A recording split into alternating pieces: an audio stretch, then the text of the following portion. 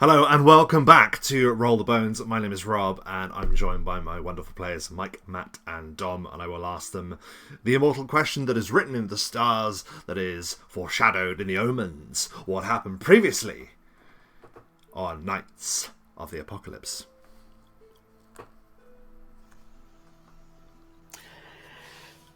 Well, we took a little stroll through the elven afterlife, didn't we? We sure A did. little visit to Arvenaith. Yes. Some of us did. Yes, well, Silaster had come to an ending point in his journey through Arvenaith, where it was the Wile? The Wile, yes. That basically said, you know, you've travelled far, this is the way to get out, but you've got one last thing to do, and that's to get through me. And he took on a form of what killed Silaster, which was a gargoyle, but he was a paragon. And thus, Silaster fought for his afterlife. Yes, the Wild took on the aspect of the creature that had delivered you to the underworld, and it just happened to be a powered up version of a gargoyle. Sorry. Good to hear this. Good to hear that the stream is working. It's working. Voices from the afterlife singing. Absolutely, though. Silaster, you did a really good job in fighting back the Wile and earning your deliverance. What else happened last time? We, after a brief conversation, which was sort of technicality, really, it was mostly just about the fact that the funeral is coming up, and the information that we knew we shared with Arcane Zarya and other people. It was a sort of what is it they call it? Military debrief. Yeah, it was a little bit of a debrief after the combat. We fled the city on horses that we were given in order to follow tracks to track Bugram's children. Yes, children. Reportedly fleeing the city to the east aboard the Necrowagon. Yes. And we stopped overnight along the way because it would have been impossible to continue following the tracks in the dark. So it's sort of forced to stop, and in that time, the Silaster cactus, or Silactus, potted woke up. plant, that is. Suddenly, the head sticking out of the head. bag went, guys. What's going on? And was birthed from the bag of holding. And we were rejoined by our elven brethren. I should add, the Runic had bid you farewell in Valdenor for a few personal matters to attend to. Oh shit, yeah, of course, sorry. But yes, Silaster returns to the strangers. He does, and as was hinted by the Wild, there is unfinished business that should be resolved to cement his return, shall we say. But yeah, I think we spent a bit of time filling him in on what had been happening, because it had actually only been, I think as we determined, it had been 3 days since he was off. It was about 3 days, died and on it felt like more, because a lot happened. But 16, 17, 18, 19, so he fell on the 16th, returned on the 19th. Fairly biblical. Madness. Yeah. Yeah, much more efficient than Jesus, if anything. Yeah, like what was he waiting for? But on a Wednesday, so sort of less climactic, sort of in the middle of the week. So there we go. So you definitely debriefed Silaster on all that had occurred, and you continued into the mountains. We slept as best as we could, given the situation that we were in. And Bogran was struggling, and that he's after his kids. He was stricken with worry. But the following morning, yes, we got up and set off, following the tracks again, and eventually, at the base of the mountains, along the path, at a sort of dead end, we discovered the necro wagon. In fair condition. It had been through some shit because obviously it had been off-road and, the wheels were a bit trashed and stuff, and it was a bit of a mess, but it wasn't like wrecked or anything. And the horses were fine, happily munching away at the side of the road. And then we followed tracks into a nearby, what would we call it? Mine? Perhaps. It was a cave but had a door. Oh, it did have a door, didn't it? Yeah. It had been excavated cave. Yeah, an excavated cave is a good way of putting it. Certainly. It sort of looked like an old temple inside, didn't it? It looked like it could have been a temple at some point in the past that is now. Yeah, you actually did a successful religion check, Obsidian, to learn that it was a place of worship for an ancient primal god named Yinogu, a god of hunger. Heralded by the gnolls as what they serve to eat for and to kill for, effectively. Very strange custom. But it was abandoned, this place, or so it seemed. Because inside we saw an unconscious boy and a unconscious girl. Was it the other way around? Yeah. She'd fallen off the ledge and was on top of a giant toadstool. Yeah. Sort of over the precipice, over the abyss, risky. And then the boy was, Werner was looking panicked and worried, and that's when we kicked into action. Silaster was on it like a bonnet. Yeah. He double teleported over and got the girl off the toadstool, but didn't click in time about the conscious Werner. Yes, Werner, who it turned out wasn't Werner, was in fact Grin, who has a terrible vendetta against Obsidian. I'm going to write it into my backstory now. That Obsidian obviously had met his wife at some point in the past and called her fat, or something like that. Because he just had a horrible vendetta that he was determined to see through. So the boy, Werner turned into Grin, who had been waiting for us again, and a fight ensued with him. Bastard. My enjoyment with Grin is that you always realise, you realise at the last second, because before a bag of teeth had spilled out onto the rooftop you fought on last time.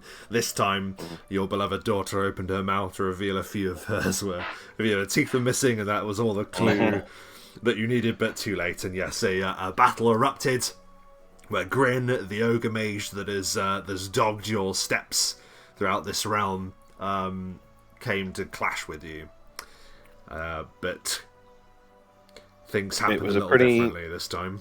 Crazy fight. It was still a difficult fight. Actually, I think it still wasn't easy by any stretch of the imagination. Obsidian was disabled early on through damage to his hip, extreme damage to his hip, so he literally couldn't move on the battlefield and was on the floor. Silaster was obviously further afield, so he couldn't immediately get over to be effective because he was dealing with Aelin at the time. So it was sort of left to Ansel at the beginning to be effective. And unfortunately Ansel's attacks are all magic, and he's not the most effective at bypassing magical resistance, so sort of nickel and diming it, as it were, but eventually managed to wear down a little bit of Grin, didn't he? To the point where Grin decided to, with Silaster rejoining the fight, I guess, and delivering a mountain hammer. I think that was the sort of triggering thing for Grin to decide that actually he was going to turn invisible and fly away. Well, he turned invisible in the combat, which scuppered us a little bit, and then he was flying. With the damage, so Silaster did a bunch of damage. He became visible again. Huge damage. Obsidian did a dispel, which knocked him out of flying, so he dropped, which was useful. And that's, I think, when he realized the fight was turning against him. So being weakened by Ansel, taking damage from Silaster, and then not being able to fly, he decided to try and mist form away again. But Obsidian had been plotting what to do when that happened for a long time. You might say he'd laid awake at night thinking about it. Obsidian, not me, Obsidian. And did a targeted greater dispel, which dispelled the mist form, and he happened to be over the Chasm. gaping abyss beneath. And no small. And he fell. Yeah. A battle of many mirrorings, which because he had struck from hiding as he had before, had managed to land a crit before, but yeah, this one he was slain in trying to do his usual escape method, and it was very, very satisfying. Had to say, if he was gonna go, because I did really like Grin, as you could probably tell. It was he was great. It was a satisfying end to his menace, and screaming, he plunged into the darkness, pursued by the Order of Obsidian, by Trick, who confirmed the demise of the Ogre Mage, saying that he lay broken upon a bed of teeth, and it was how he would have wanted to go. That is pretty much where we left it, I think. Chain. Oh yes, that's right. Yes, Trick we have his chain, which has got all the teeth that he'd been pinching over the years, including our own, which we have to recognise. We have to try and find our own teeth to have them refitted, or at least to reclaim them for us. And then we were. That was us. We comforted the children, found Werner, who was in a box. Yeah, well, you've got to hide the person you're mimicking. Yes, absolutely. And then, pretty much headed back outside to attempt to roughly fix up the necro wagon to make our way back. Now, that's what I was going to ask you before we begin. Then, in fact, well, this will be the starting question. As you have emerged, is it your plan to go immediately back to Valdonor? It was sort of agreed in the council of the debrief that you had before that you would be returning, but I didn't want to make that assumption. So we return to the map.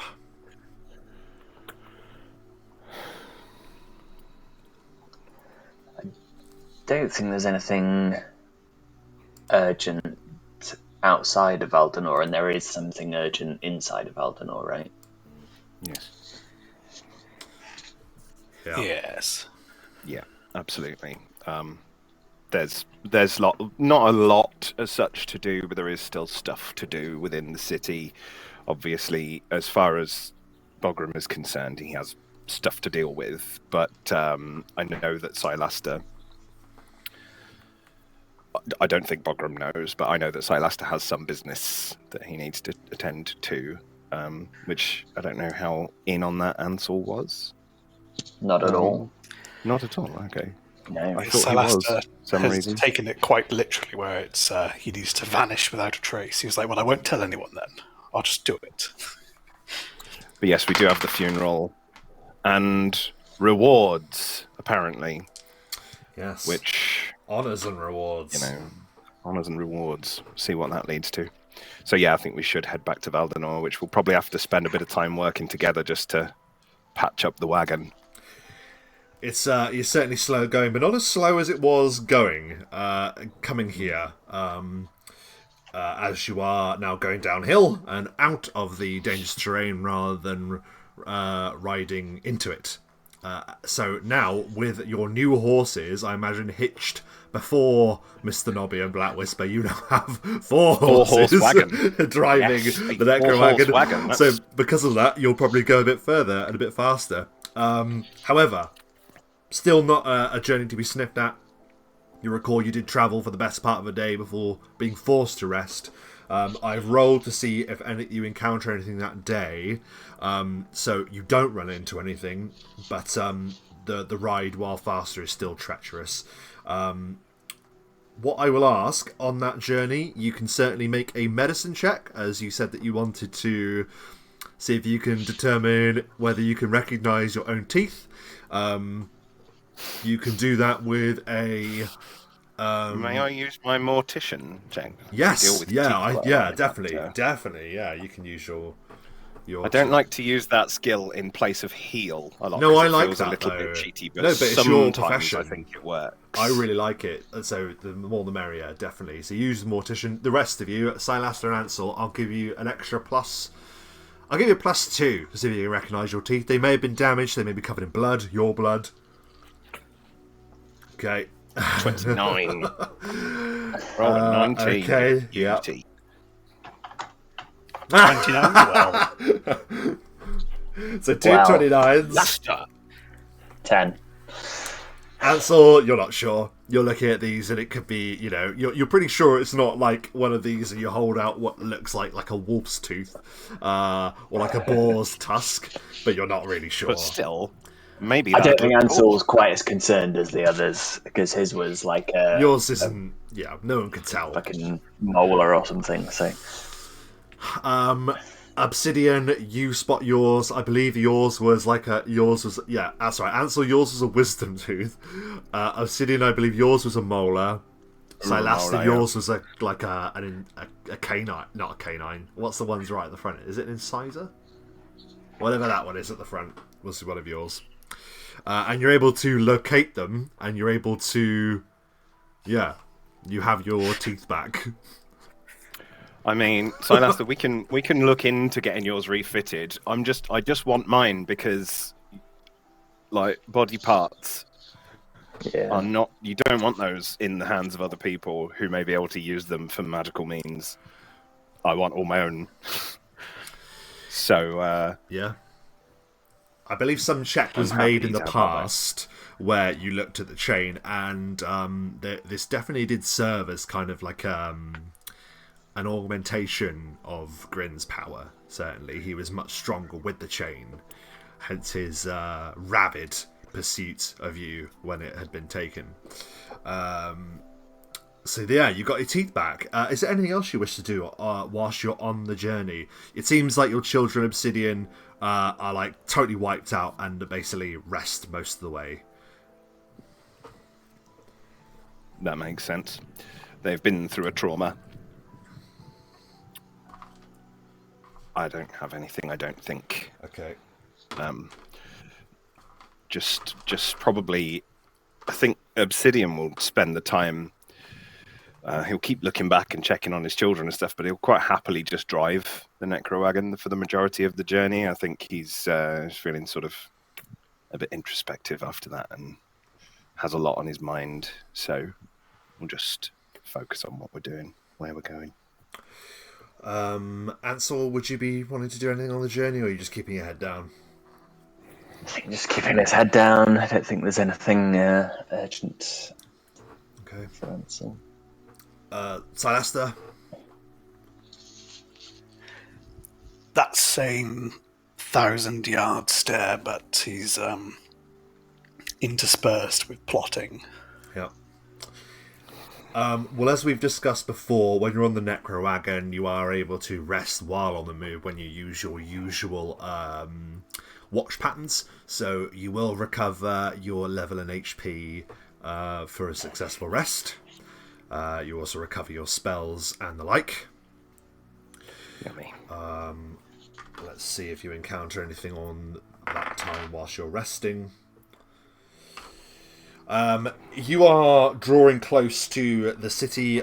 You see that you basically, because you've travelled through not stopping, you've made good time.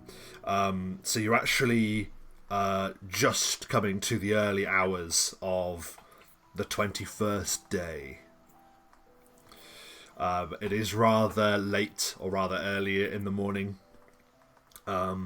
You think you can just see a slither of sun upon the horizon, far off.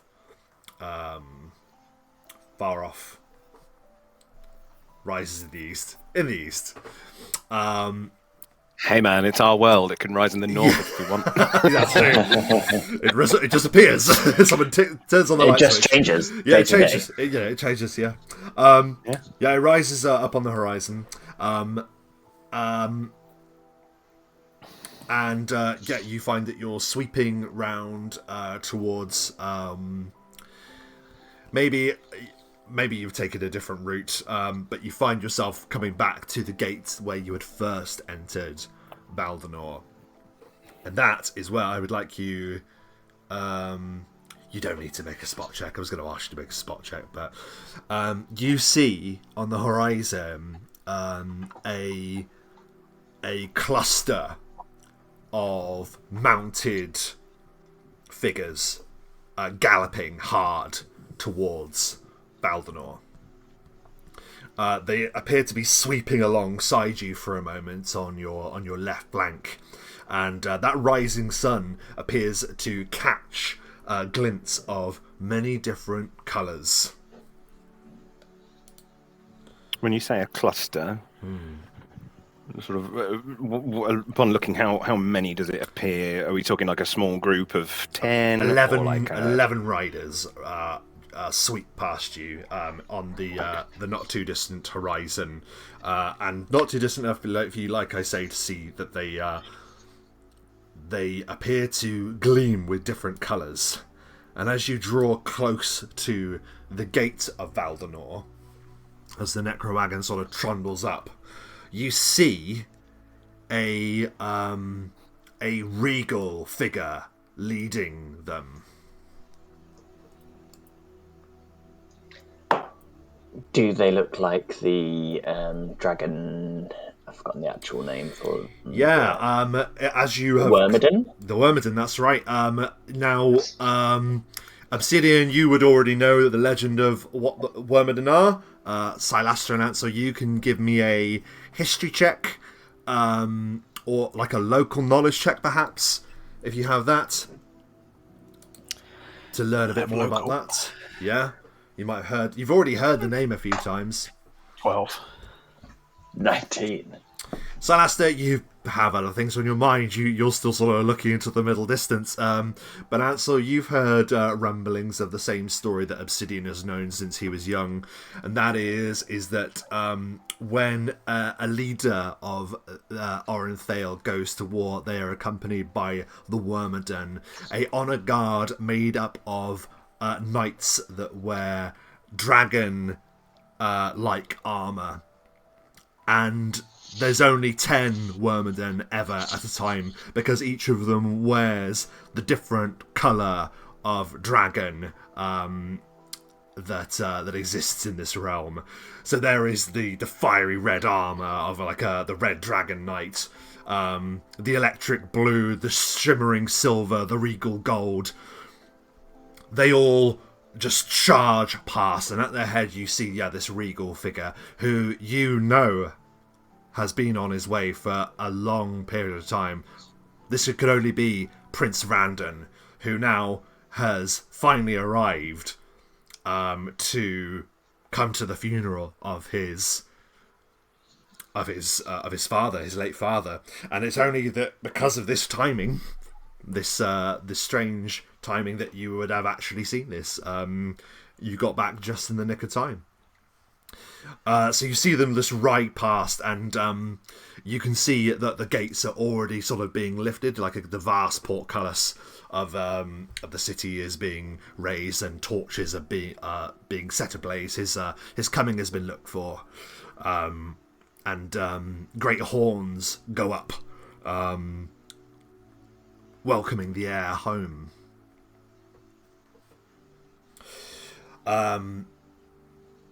As fast as you've seen them, they're gone into the city. And shortly afterwards, you find yourself back as well. Now, your home at the moment, Obsidian, is in significant state of disrepair, but you do remain and do still have quarters kept for you in the castle.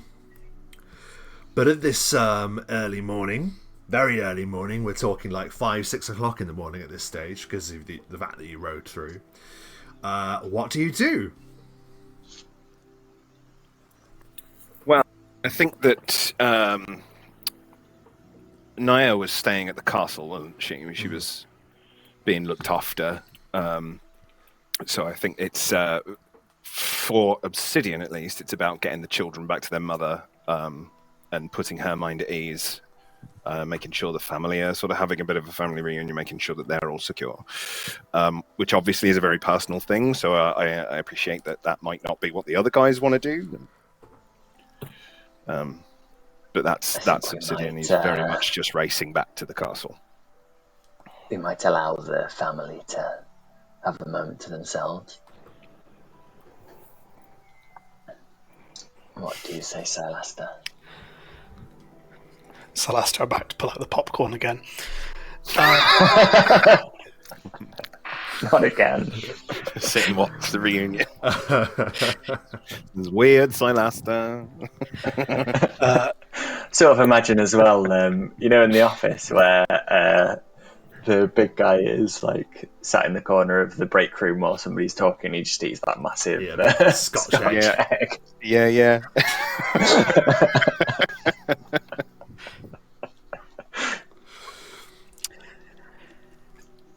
Yes, Silaster will give a nod, but his gaze is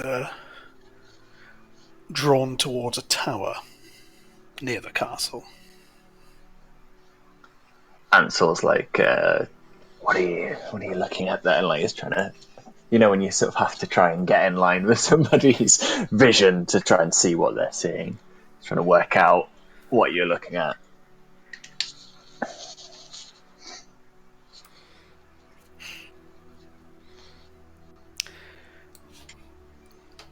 Well, let's head that way, and then we can reconvene later. Well, if it's the tower that I believe that you mean, that's the Tower of Elvenkind, which is also part of the great Castle Valdenor. So you can all continue riding to Castle Valdenor in that case then. Yeah, it's your arrival is also watched for. However, not by many. A few guardsmen come to meet you, led by one of the Dragon Guard, actually, who says word was sent by Danico that if you had further need of these horses, they would be available to you. But we do see that you have gladly found your own again. We're very grateful for the use of the horses. They have certainly served us well. But yes, we do have our own horses, and we would be happy to return these to their stables and their owners. I dare say they may be returned to you again in kind, for there is much word on the rewards that will be received from those that helped in the Battle of the Castle. Oh yes, helped. Has Danico stated a time when he wishes us to meet for discussion of such things? Well, I will send word now that you have returned, for we did not know how long it was that you would be. As a matter of fact, you're significantly earlier than what we thought was going to be the case. However, there will be a meeting, but there will be a significant portion of that will be devoted to counselling the newly arrived Prince Vrandan. Though you are here, it would be well for you to be introduced. It must be conveyed to the prince how, and he's taken your comment on board there, Ansel. How it has to be conveyed how critical your presence was in the battle.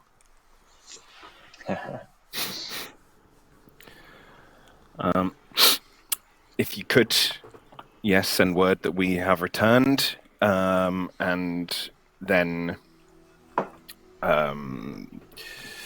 summon us as and when we are needed. I would, of course, appreciate a little time to reunite my family after their traumatic experiences, but we can be ready as and when. From what I heard, the prince will take time to change and to bathe for his ride. So they say has been non-stop from the bay of the Rush Locker through Feyreald and Ireland all the way to his homeland. But a long journey. Word says by when the sun reaches its height at noon, that would be when where there will be council. But I will send word to update you with any further information should there be any.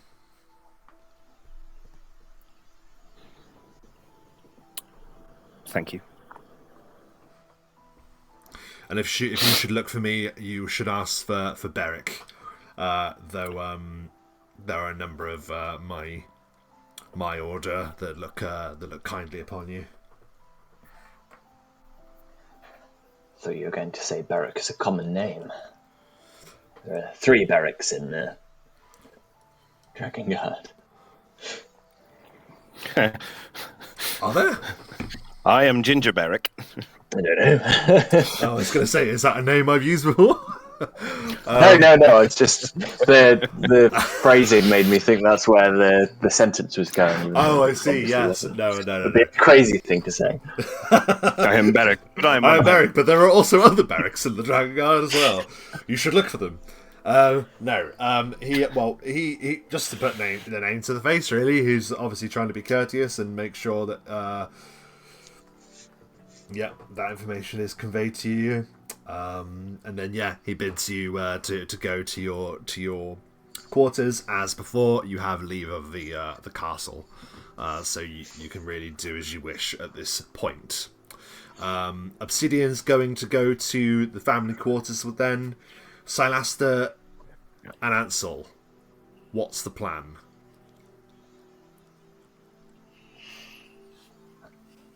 Ansel will probably...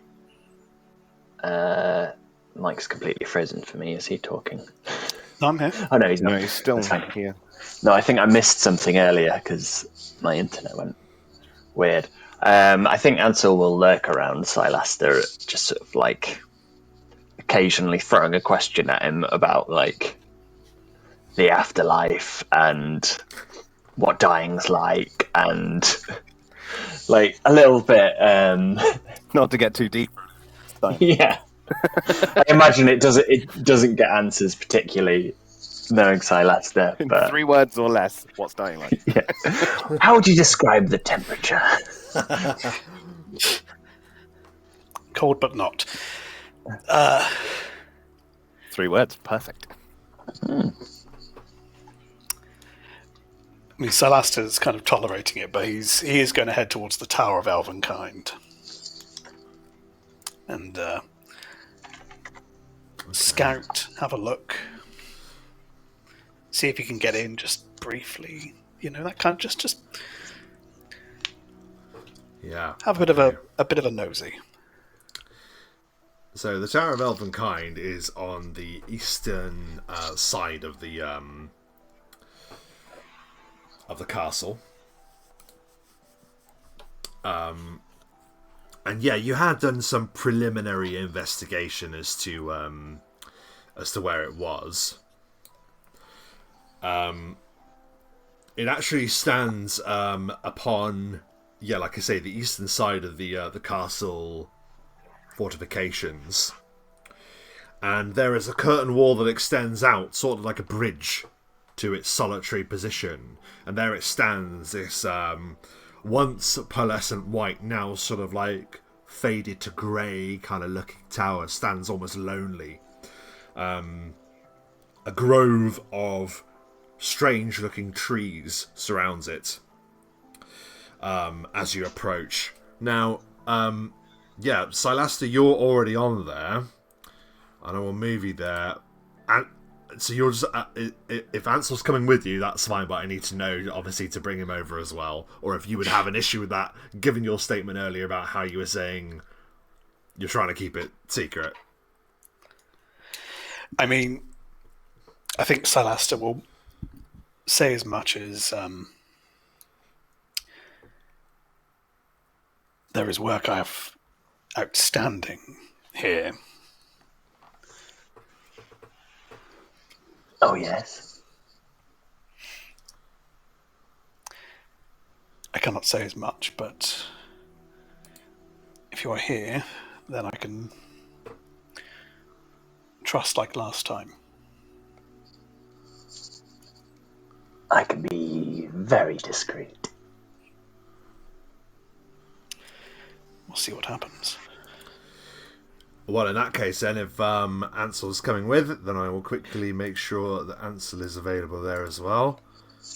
I mean, I forgot to say this, but I imagine Silaster would be holding onto the bag of holding.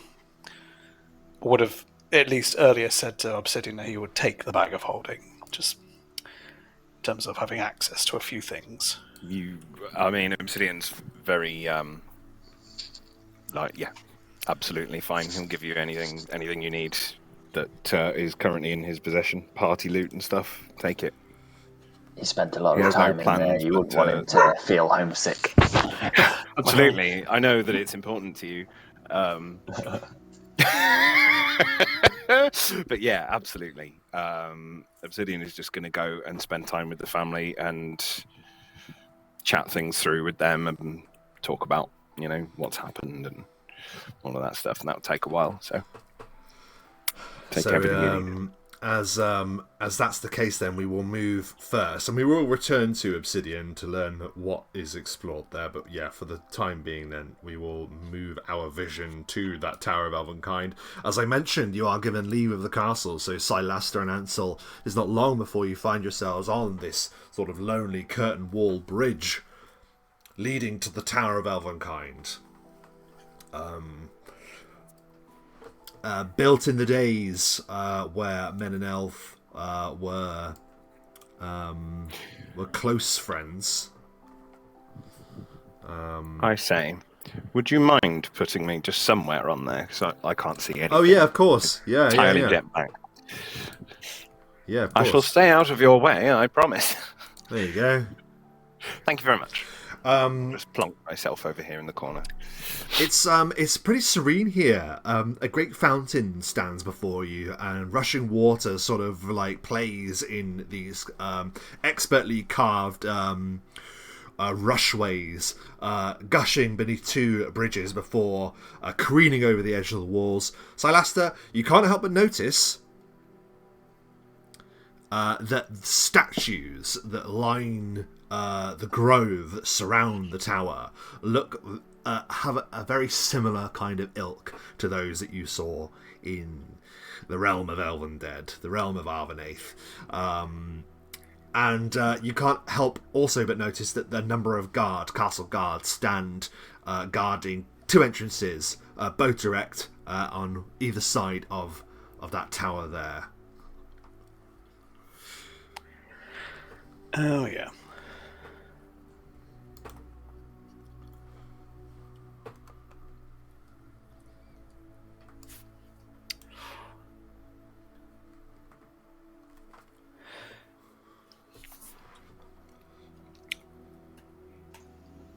How do you want to get in, then?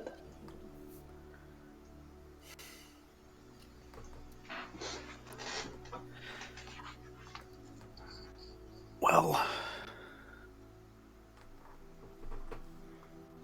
why not just ask?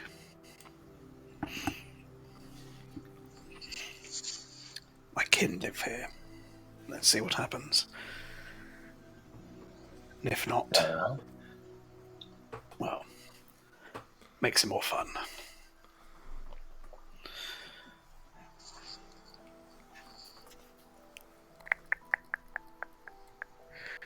So Alastair will mosey up to the right. Yeah, you cross the one of the bridges and head towards a doorway that is sort of like beneath like an immaculately carved archway, and two castle guard that appear to be half asleep suddenly snap to as you approach, not used to people coming this way, clearly. You there, halt! Who goes there?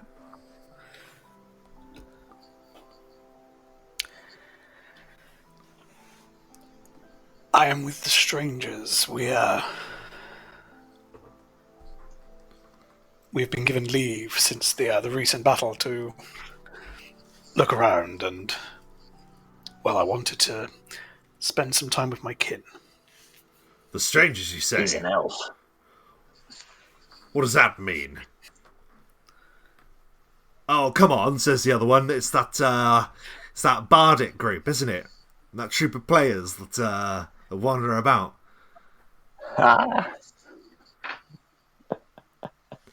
They're gonna do a I'm gonna do a check, and I think we should do it publicly to see if they've heard of you, because yeah, sure, there would be talk of the strangers, but I don't know how far that name in particular has spread.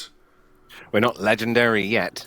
Yeah, but well, I Almost. mean, you are. You would definitely have a reputation. No, you know what? You would have a reputation. You are level 11, and the name the strangers hasn't been a secret. So let's see then.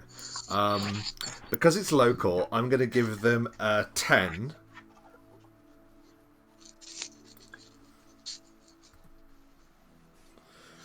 I'm going to say the DC is 12 for them having heard of you, and it's both of them will roll. Oh, you are the combatants that did battle within the throne room. I mean, Salaster will turn The to Ansel. saviors of...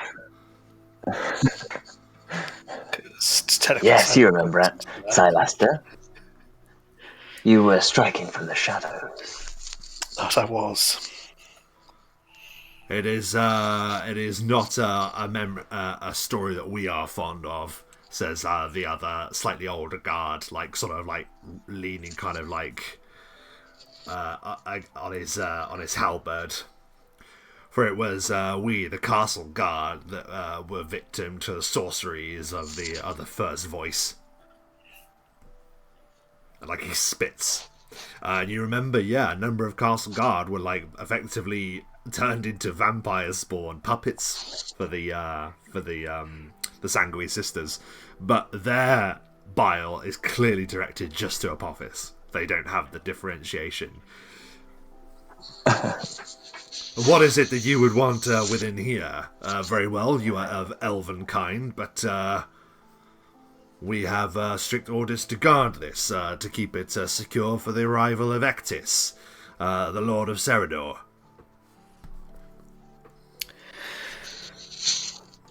It is. It is not Ectis. I merely wish to spend and see how the elves live here. It's a curiosity. I'm not a typical elf, as you can see with my hair, and I wish to get to know more of my kin. Don't pretend to know you different from any other elf, your hair or not. That's racist. I know that there are many of your kind that walk the earth, and I'm merely suggesting that I don't know much of your culture. I would like you to roll. You are lying. You don't want to enter because of that. So that is going to be a bluff, but it's not going to be particularly high because it is quite, like, you know, it could be a good reason. So give me a bluff check. This is minus what, Mike? You'll see.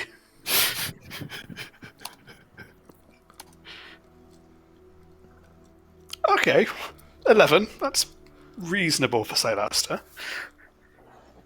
It is a place of not only for the elves, but the leader of the elves of Serador that come on important diplomatic business, says the other one in a very haughty, kind of lofty and proud disposition.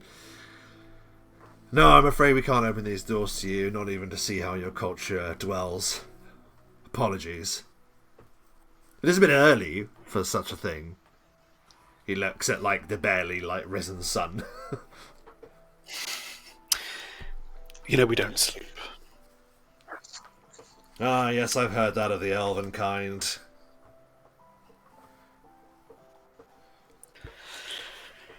Truth be told, there's a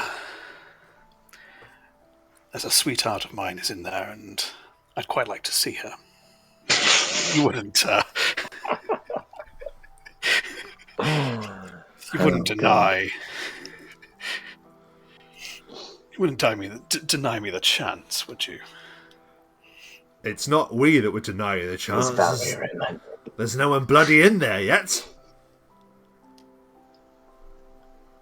Oh, she's not here. That would make sense. Okay. For the bed on the bed for her.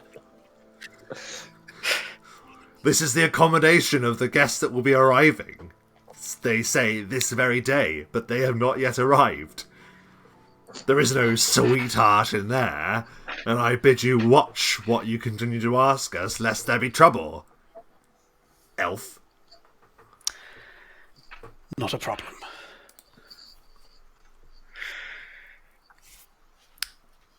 Right.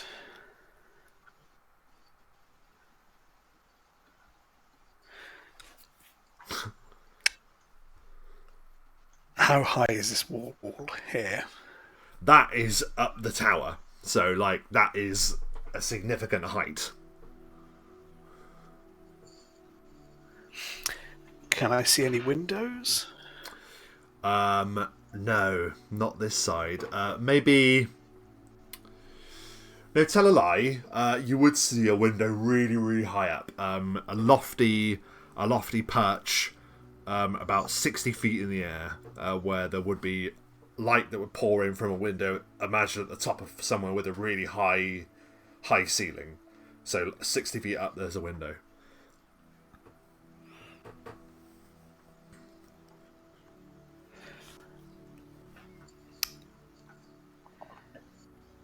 I, in a hushed tongue to Ansel, I will return when the sun's gone down.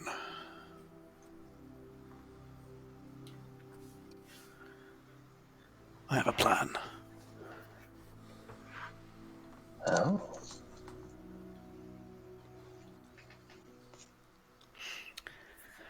Salaster's looking at I'm intrigued. the wall. It's too bright to do it now. I was hoping to scope out the inside before, but never mind. Ansel, you notice that there is a shape that sort of like moves around you upon the ground, formless and completely made of shadow. The shade is gesturing to you and points over the edge of the wall and down into the grove.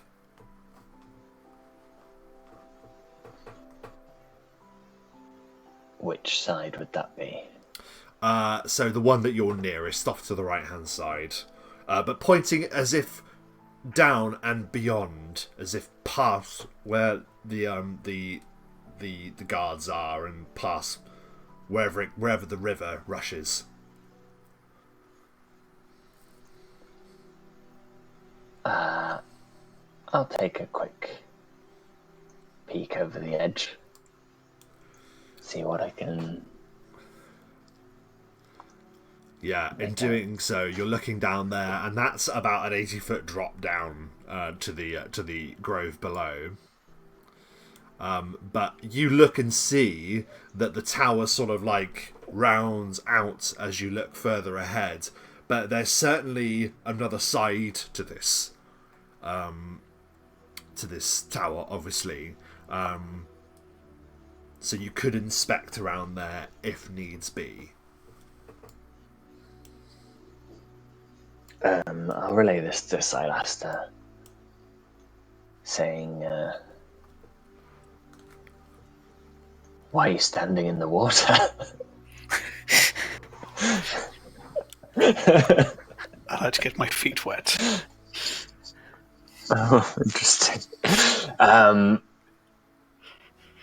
There could be another way in. Perhaps around the other side.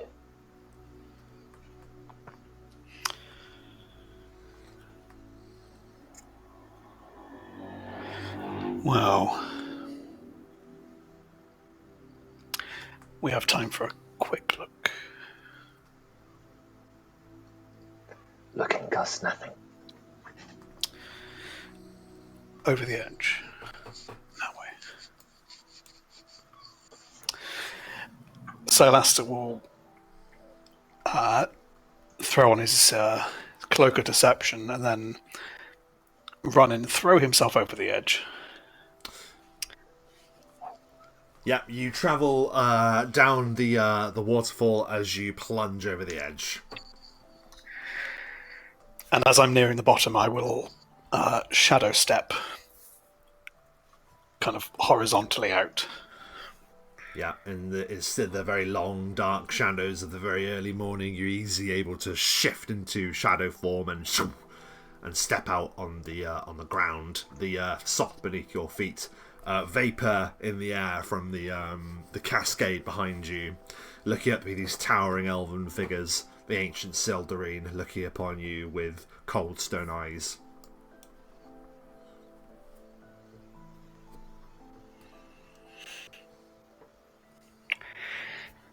Well, I'll just go for a quick walk. I'm not sure if Ansel's following me or not, but Can't get down there that easily. They'll see me jump.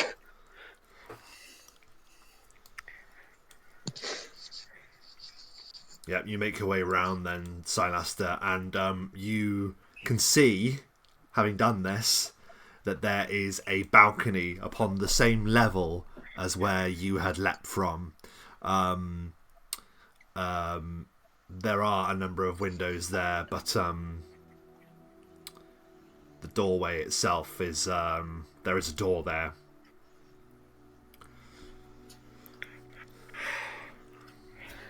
So that is a potential. Oh. Yeah, just another potential. That's all. Yeah, Silaster will use his dance the spider just to run up the side, up onto the balcony. Yep, you can do so.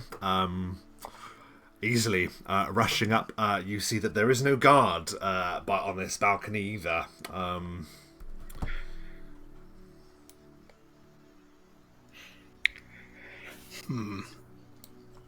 I will just poke my head inside.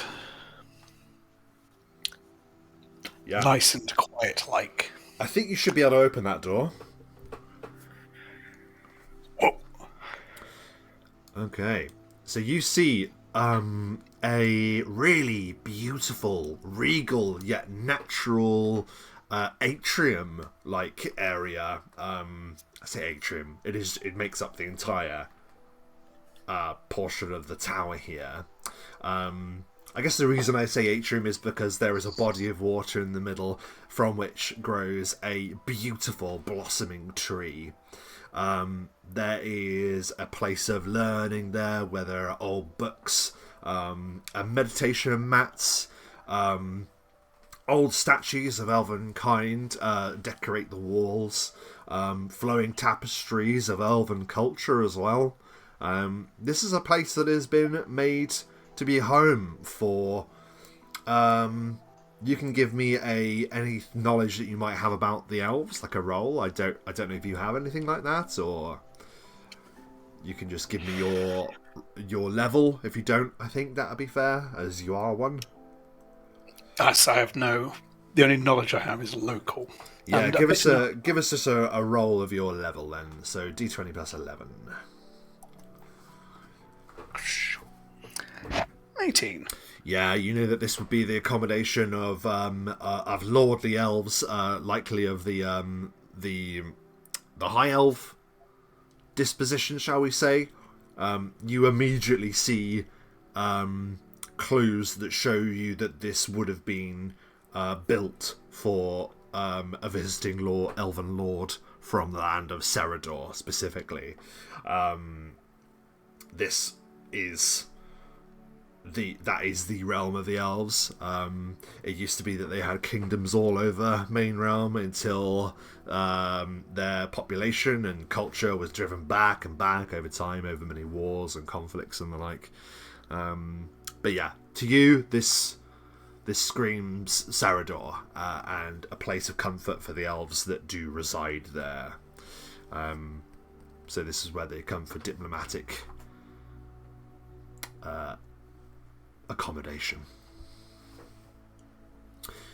There is a door opposite that you look at and can tell would go into wherever that window was that you were looking at earlier. I will do a move silently just to check that door before I turn around. Yeah.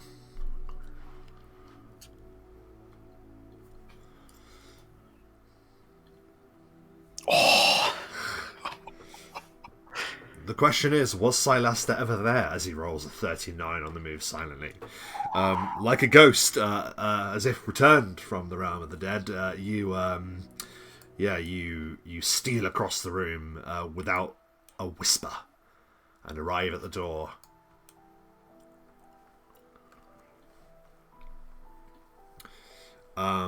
This looks to be like a meditation chamber meant for the guard of whatever diplomat or lord would visit here. A place where elven warriors and rangers and magi could come to rest.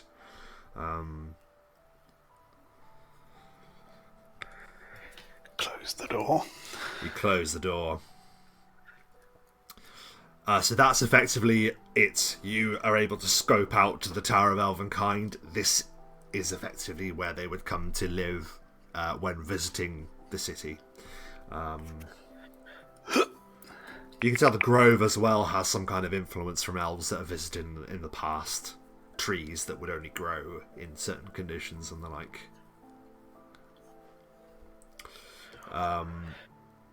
We know you can run at walls and the like, so I won't ask you to do anything. You'll easily be able to return to Ansel. Is there anything else that you wish to do? Yeah. Because I near the top. I will appear near Ansel. You have good eyes. There is a better route than I had planned. It wasn't me, it was the shade. It knows well.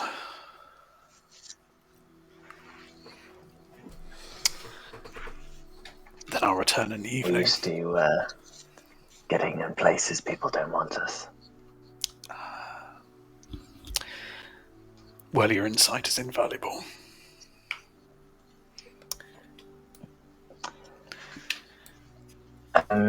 Did you see what was on the other side of this wall? Yes. He gestures to the wall behind him. A meditation chamber of What was? lower rank. More the kind of place I would rest. Compared to the splendor of the main chamber. I could take us through there later if you want.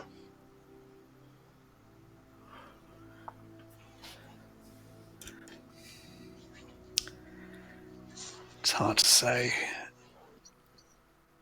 how many may be in there. If you wish to come along, though, we'll see what it's like in the evening.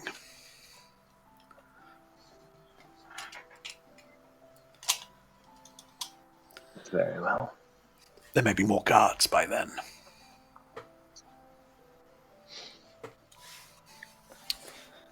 Maybe not. Well, I'm curious about obsidian. Why don't we head back? Yeah. Want to catch him in the middle of an argument again? I like the human drama. It is not a thing we have much of. Elvish conflict is long like our years. It's not so short and heated.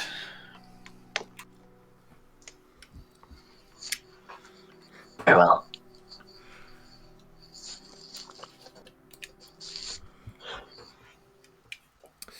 So as Silaster and Ansel sort of like slink back into the halls of the castle,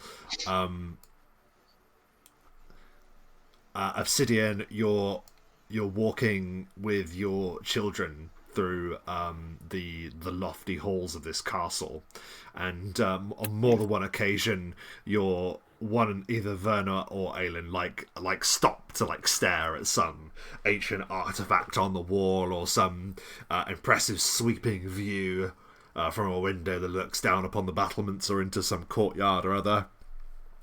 So your way through the castle is slow. However, you finally arrive at the door of your living quarters, where you and Naya have been staying, by about 9 o'clock in the morning, and literally just as you're about to like open the door, it is flung open, and Naya immediately just flings herself upon her children, tears pouring down her face, but just immediate joy and elation. She holds them for a long time before directing her attention to you, and all she can say is, "You brought them back. You brought them back." As she embraces you with the passion that only a wife can, being reunited, and the alleviation of that pressure and that terror. That is a state that continues for some time, but eventually, when everyone's calmed down a little bit. Yeah, when the moment's passed a little bit and everything's what is it that you want to talk about? Well, I think that a large amount of the conversation will be with the children, and it'll be there's a conversation that takes place that's basically asking if they're okay, that making it clear that everything is okay, and explaining to them what actually happened. Obviously a sort of slightly child-friendly version of what happened, but what happened and why, and making it clear to them, that it wasn't anything to do with them, that although there was risk, everything is fine now, it's been dealt with, and that they're safe. Just making sure that they're okay and can process it, really, and explaining what's going to be happening now going forward with the house and business, and but I think it's a sort of slow conversation, and it's just to make sure that everything is as okay as it can be. And understandably, it's one that does require time and patience. And it's interjected with distractions from Aelin, the youngest, of course, in the middle of one of your sentences, just shouting out loudly, when does she get to see the king? Clearly forgetting with the moment that the king is no longer with us. Because obviously that is mixed with the excitement of them being in the castle. Great structure they've seen their entire lives, and now they're inside it. So there's that as well. But there is like a gentle understanding to that, and you're able to sort of like bring them up to speed. Werner, significantly more stoic and stern about it. As I mentioned last time, he does appear to have like this almost Silaster-like cold kind of like exterior.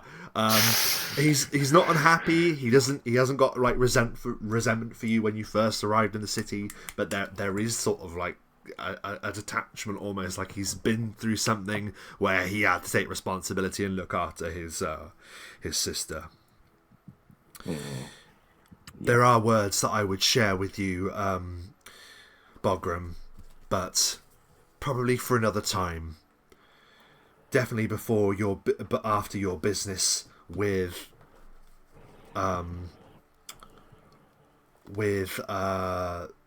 Knight Commander Danico, who has been very kind to us, and to that dwarf Swiftstone. He has been looking on us too to make sure that we're okay.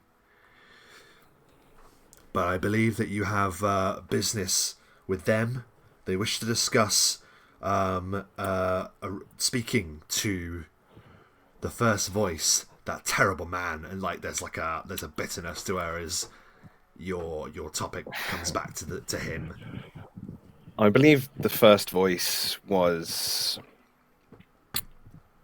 under the influence of another, one who I have encountered before, one who is still a risk, less so to us now, but to everyone in general. He is still a danger. I believe that the first voice was unable to control his actions. If I thought for a second that wasn't the case, I would not have allowed him to walk away or be carried away.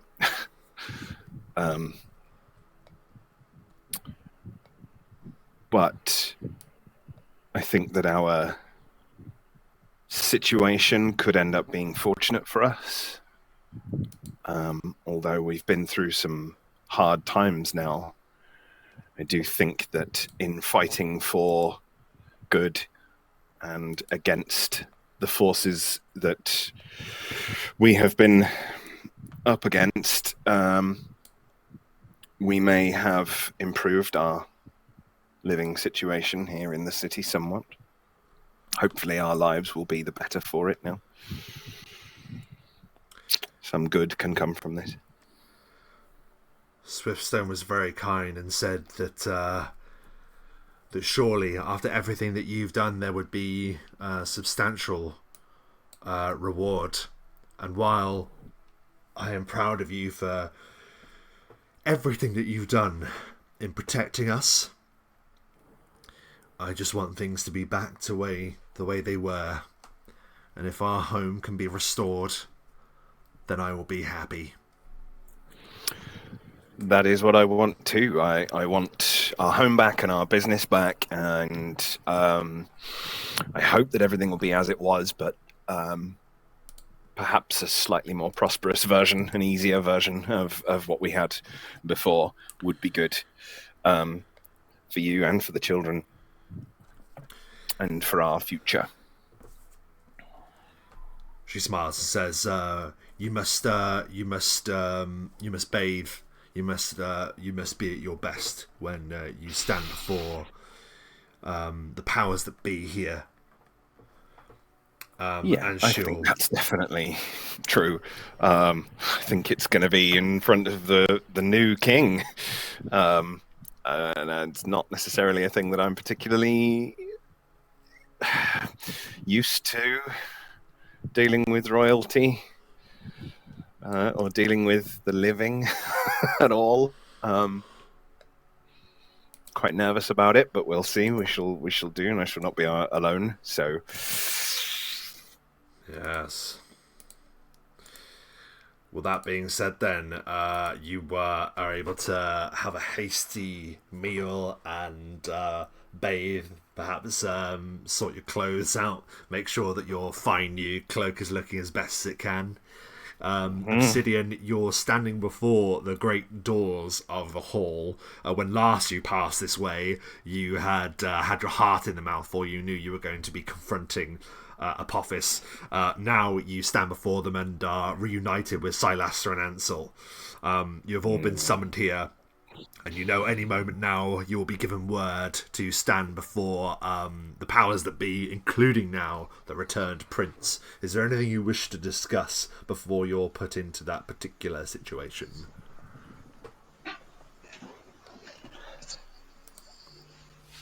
well, What are you going to ask for?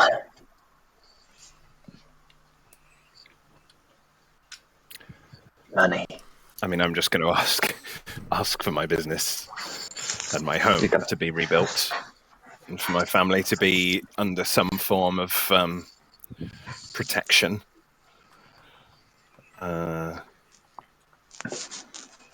Otherwise, I really don't know. Have you thought about what you might ask for, if there is such a thing as asking for things in this situation, if it's not just a thing we get given? I'm going to ask the wizard for a heart.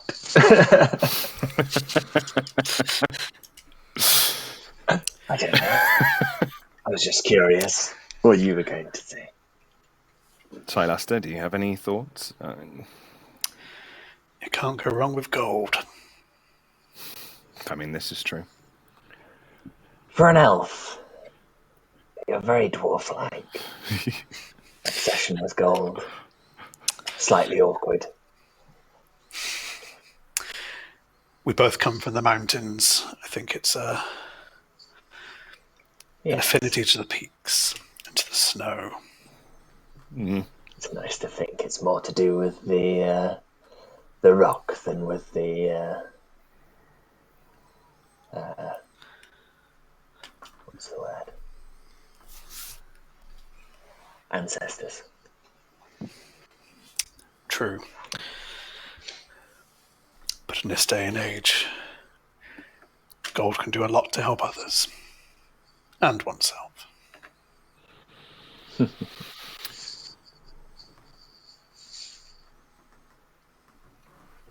Did you get everything done that you needed to in the this afternoon? Yes, he killed 24 people.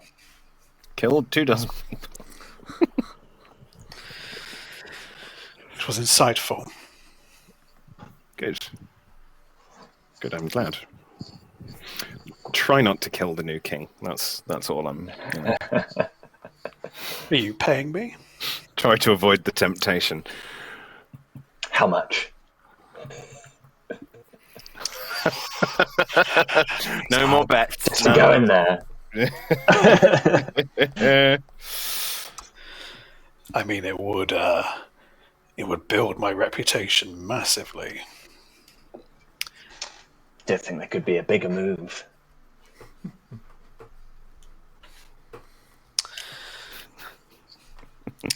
Most certainly a death sentence. I don't think you could afford me. Oh, really? Well, I'm hoping after this next conversation, yes, we can. But we'll see.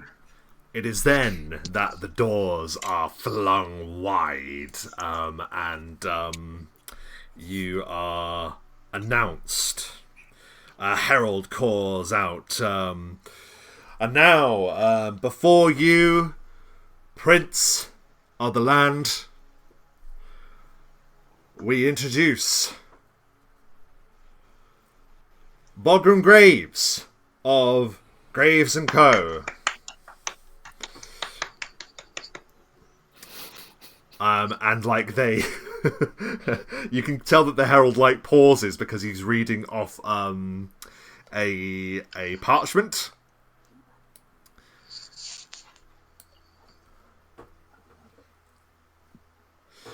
There is Silaster of elven kind,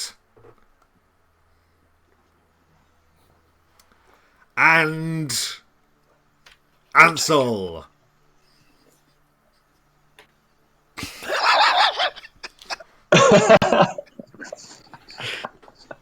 That one guy. That dude. You know the guy. Of mysterious origin, a man of mysterious origin. You find your Parts unknown. Absolutely, you find yourself sort of like welcomed up the long hall. It has been completely cleared of battle. The only signs of the conflict are that the glass at the back has all been knocked through now and has been sort of like replaced with like tapestry.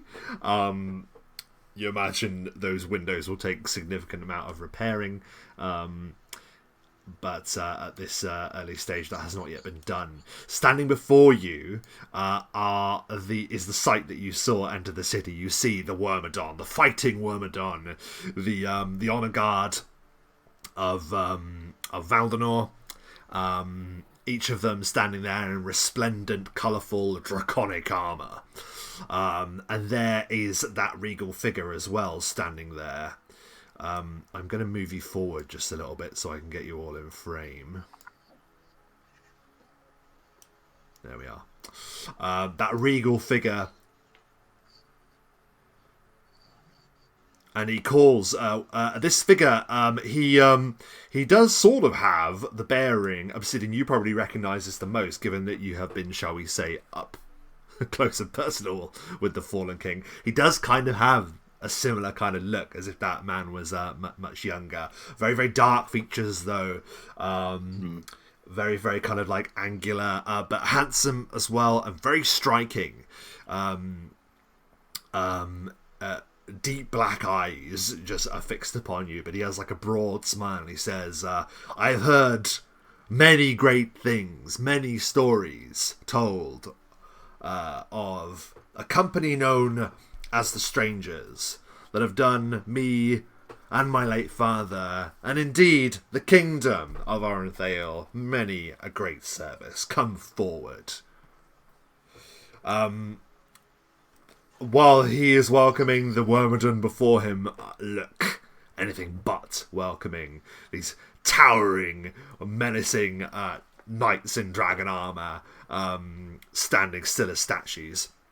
At his side, you see that Danico, leader of the Dragon Guard, is there. Also, you see Arcane Zarya and Swiftstone stand at his side.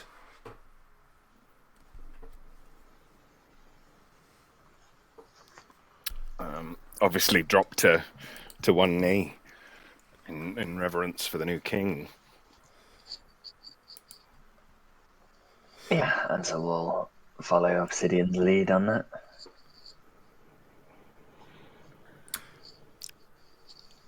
Silaster will nod. A deep nod.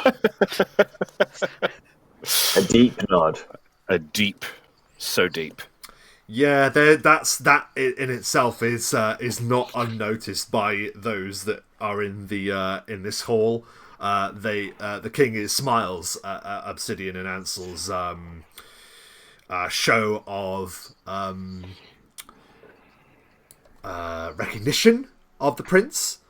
There's sort of like an uncomfortable kind of like pause for a moment as Silaster, you just nod. You don't show the proper courtesy.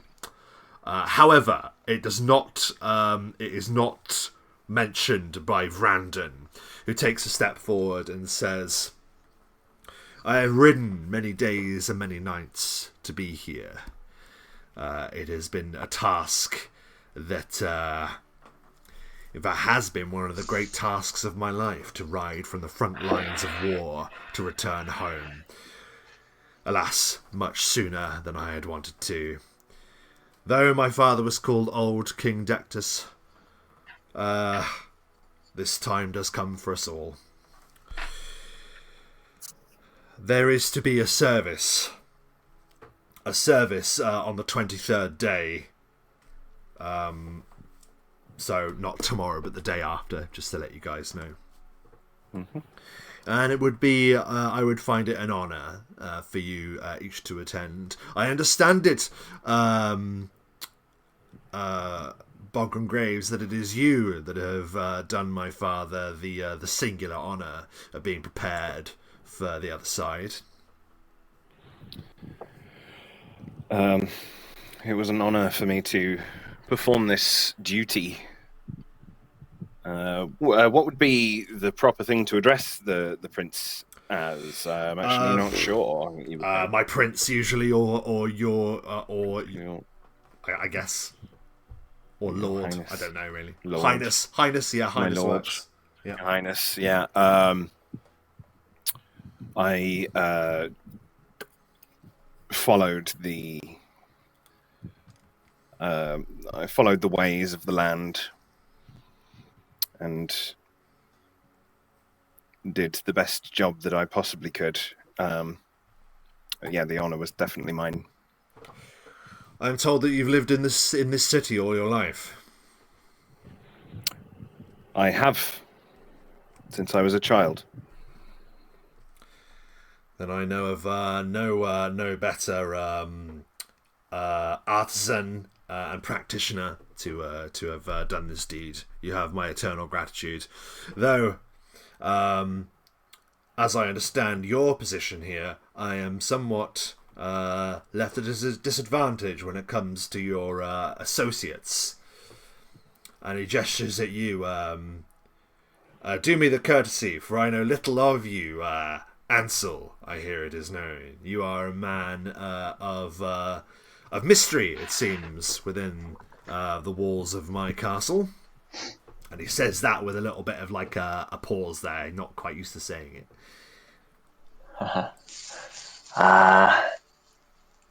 I'm just a friend of the Graves family, visiting with our good friend Bogram. Nothing too remarkable about me. Not really. Well, now you can consider myself a friend of yours as well, Ansel. For word to spread of your deeds too, in the matter that we will be discussing shortly. And you... That's very gracious of you, Your Highness. And you, it is not often that we are graced by the presence of a snow elf.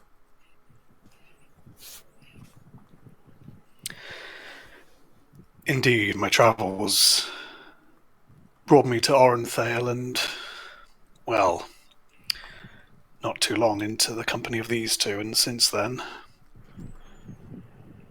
well, it's history, isn't it? It is history that I've tried to become appraised of. I understand that your folk dwell within the Endless Rockin.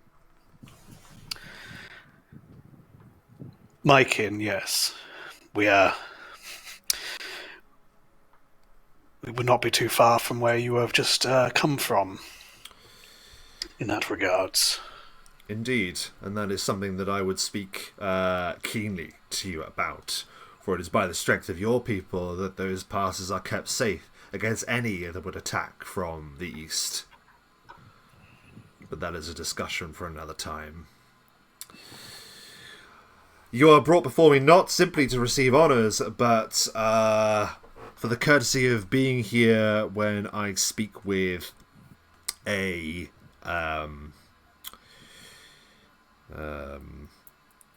shared acquaintance, and he'll like gesture, and the doors are flung open, and in wheeled. Oh God. With his broken legs. Totally broken from chest to toes. There is Apophis. He's wheeled in upon this kind of stretcher device and is brought before the prince. And he says, Apophis, old friend.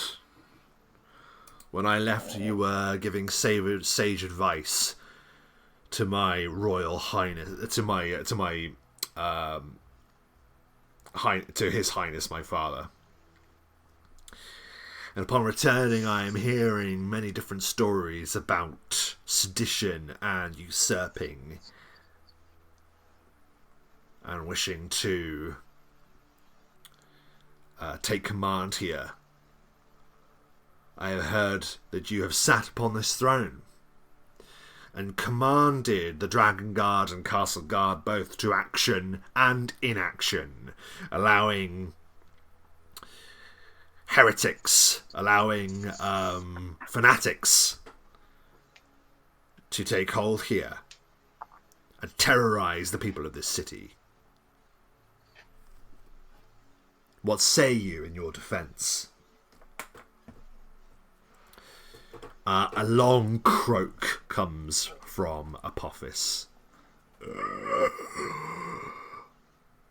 My prince, I wish I could say. I wish that I had been stronger to repel the nightmare that has conducted my behaviour. I have been under the influence of dark powers, you must believe me.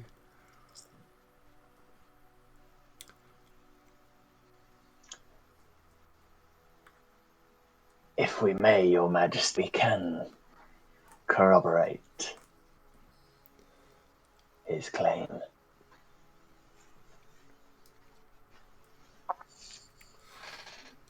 He looks and to his left, and both Swiftstone and Zarya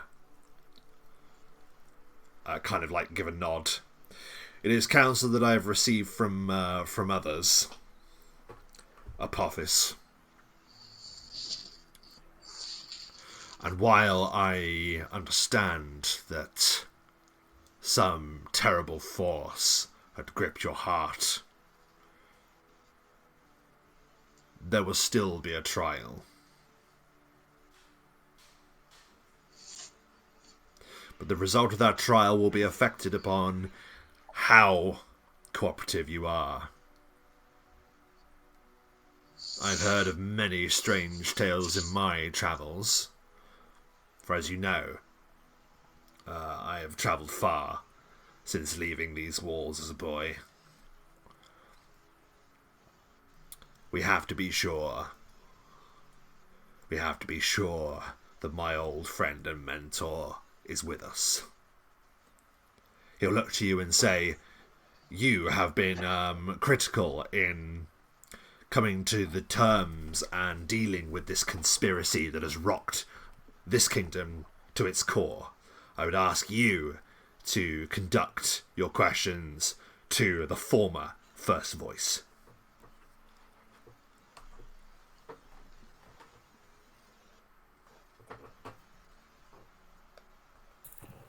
Thank you, my lord.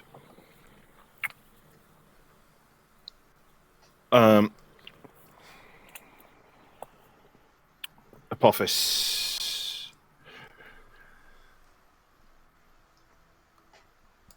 We understand the power that gripped you, but only to a limited extent, and hope to gain a further understanding through you. So my first question, despite being under the influence of a powerful dark being, are you able to recall everything that transpired here? It is as if waking from a dream. And he takes a rasping breath through cracked ribs. But I will never forget. Never forget. what happened. I will never forget the voices of those twisted sisters, and I will never forget the influence of the father wolf, the blood father, the master of shadows.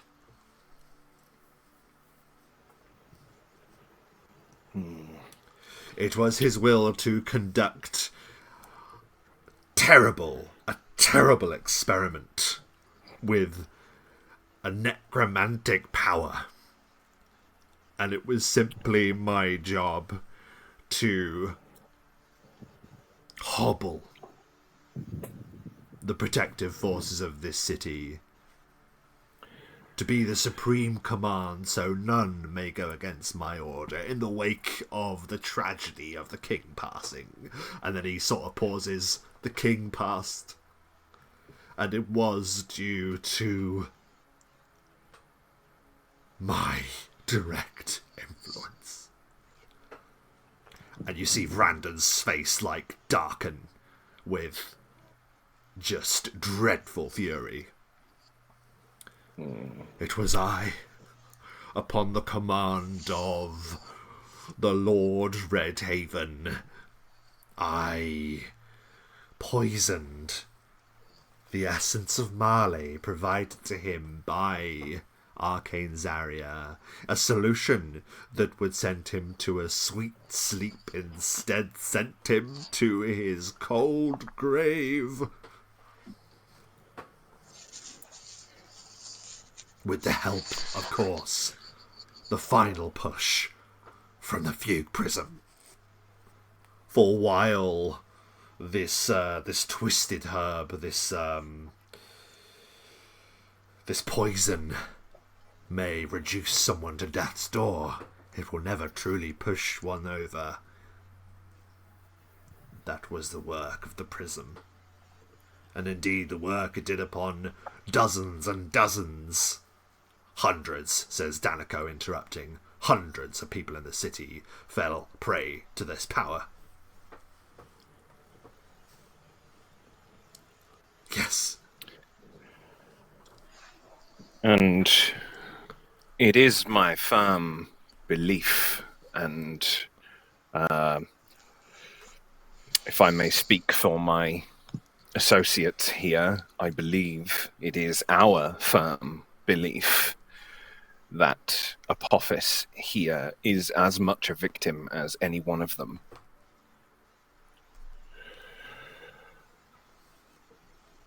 The information we are currently still lacking is to what end was the Fugue Prism created? What was the final goal? Do you have any information on this? He sort of nods and gives a terrified yelp and looks around as if half expecting Derek Redhaven to be standing directly behind him, talons outstretched. And he will say, Yes, I was privy to that council. I knew what it was from the moment the Sanguine Sisters installed it within the depths of the city, this terrible power derived from practices taken from the Liberis Mortis itself. This Fugue Prism is a vast phylactery that not only takes in the souls of the dead, but pushes those that are close to death over the threshold, and when those souls are claimed, refracts them into a different power. This Fugue Prism is simply a power source, fuel for the Lord Redhaven's plan. As I understand it, he wishes in some way to use the power of these souls to engineer one of the great omens listed in legend. There was a moment where it kind of clicks. You remember the three of you being in Bright Harbour and investigating Derek's home, looking into his journal and his notes about the omens. And you remember that a lot of that was to do with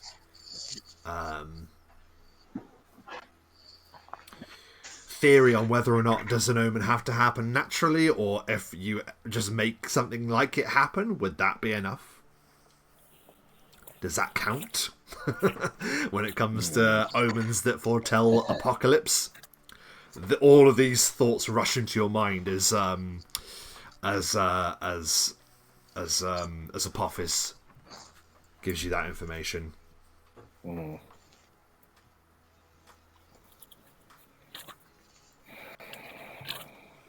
Did you ever meet Derek Redhaven, Apophis? Oh, yes. While it was the Sanguine Sisters that continued their control upon me, it was Derek Redhaven, Nemorator himself, that first swayed my mind. I was a fool. I welcomed him in, for I took him to be a lord of Stone Seat, a trick, some dark trick of his. For now that I am back to my right senses, Stone Seat has not been a functioning settlement in decades. We are acquainted with his trickery. Stone Seat, says Danico, and he produces a map. Yeah, it produces a map, and as we look upon the map, if we head to the east of Orenthale, north of the Hollow Descent is Stone Seat. You can give me a history check or a geography check. I do not have either. None. Nope. I can just give you a straight intelligence. 16. 19. It wasn't going to be easy. Obsidian, you beat the DC with that, and as you are the local one, I think it would probably make sense. Most of it comes from you anyway. You remember there being some strange story or legend of Stone Seat once being a prosperous settlement, a city, but not like a sprawling metropolis like Valdenor, but a sizable settlement. And it suddenly went dark. Suddenly some terrible event happened, or some terrible curse took place.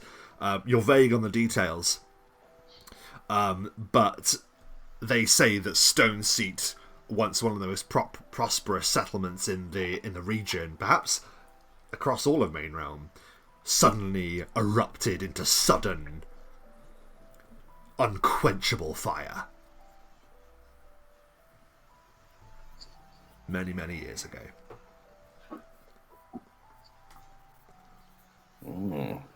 But this was some trick of his, some guise that he used to be a lord of such a place.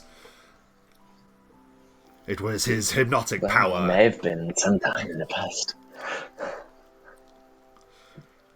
This may be true. We have fallen for his trickery ourselves. He is good at convincing people that he is other than himself. He is a master of deceit, but when he speaks truth, I have no doubt of it. For I know, too, when he intends to use the power of the Fugue Prism, and it is a day that draws ever closer. Speak. When? The funeral. It had been his design to use the timing of the funeral to attack a place when many people were distracted and in the same place at the same time. But no longer can he do this, for that plan was foiled by the intervention of the strangers. They had to make do with what they had. So instead, they would accelerate their design and instead flee the city with the Fury Prism to ensure that they were ready in the hollow descent when 2 crescent moons hang in the sky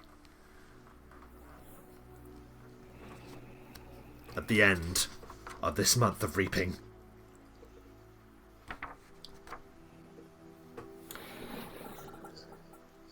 Now, to your dismay,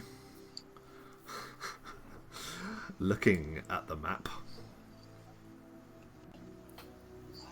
it's a long way. It is a very long way.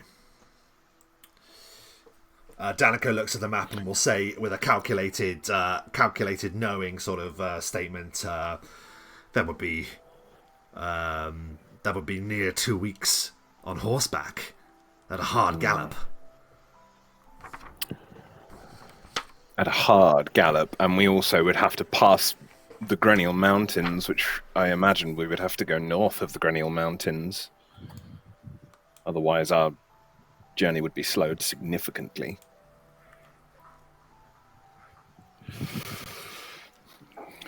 Would we even have time? When did he say? The end of the month? Yeah, so the 31st day, oddly enough, during the time of the next sickle moon. So it is the 21st day, and yeah, the 31st would be when this would occur. Or his intention would be to make it occur.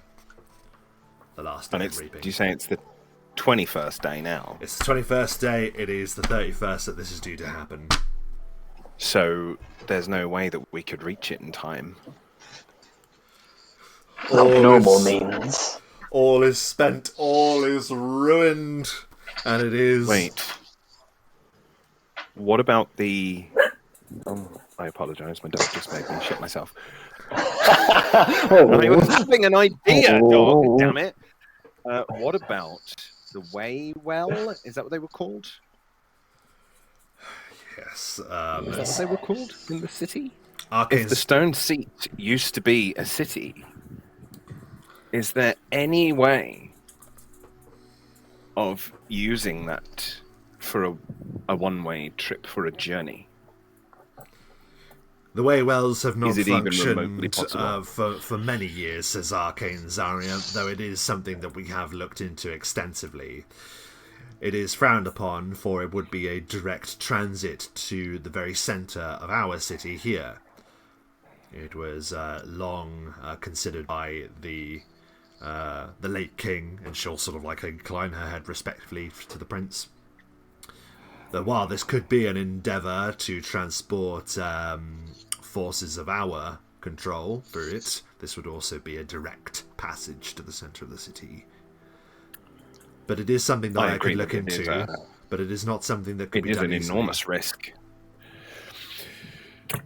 If there was ever a reason to take the risk for this danger to be worth it, the possibility of one of the omens coming to be is certainly one of them.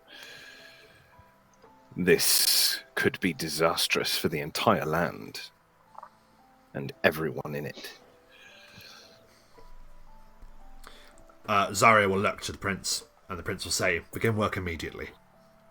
Zarya will nod, but will hang back, just waiting to hear if anything else is asked of her before the council is adjourned. It might be that word has to be sent to her to research something else, so she waits just for a moment. There is one other thing, says Apophis, and he chokes and coughs again. Like, you can't help but notice like a bit of bile with blood like leaks from the corners of his mouth. He's not a well man. there was something that the Bloodfather was insisting upon being retrieved. He was obsessed with making sure that these strangers could be kept alive. He seems to have taken to you somewhat since encountering you before. But he also wanted to retrieve something that he said belonged to him, that was upon your person. A book, or some tome or other. Oh. Yes. Is this the written world? I think it is, yes. If that's, a thing that he still requires, then that puts us in good standing, doesn't it? If we still have something he needs. What is this book? Says the prince with curiosity. A book. It's a dangerous magical artifact.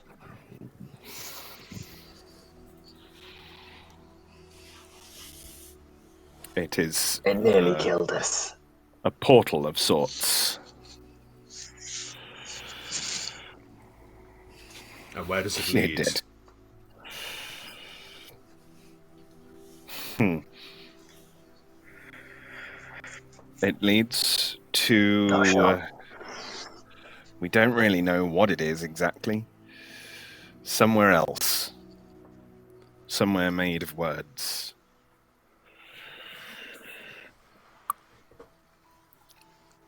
Then as I charge Arcane Zarya to investigate the awakening of the Waywells, I charge you to discover the meaning behind this book.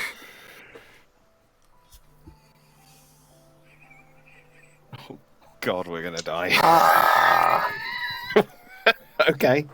We spent a very short amount of time in there. And let's say it was not a fruitful visit. We barely escaped with our lives.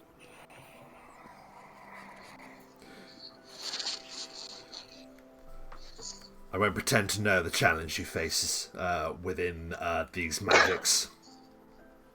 While I am a man of learning, I have to acknowledge that there are so many secrets within this wide world of ours.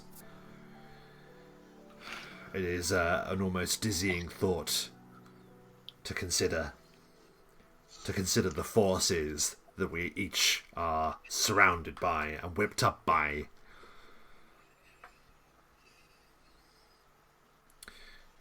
It would seem that these would be the only hope in arriving in time to prevent this Red Haven,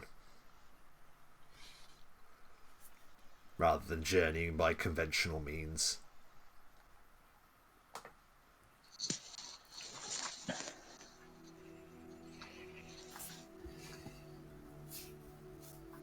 Not that I don't trust him, but can I look at him with my detect magic sight? Prince Vrandan, yeah, of course you can. Yeah, you look upon him, and there does appear to be like a magical aura coming from him. There appears to be a powerful weapon at his side. You notice that there is a sword upon his person that appears to be magically imbued. Its pommel is that of a dragon head. You'd expect that, wouldn't you? There does appear to be something about him. There appears like you know, for instance, that the king himself in his life had reportedly been like not a mystical figure, but you had encountered what happened to his spirit when it was changed by the fugue prism. So you know that there's something about this particular royal line that sets them apart, but not like he's. I don't know what else to tell you. He's not under compulsion or anything like that. Doesn't appear to be under compulsion from that check, no. Cool.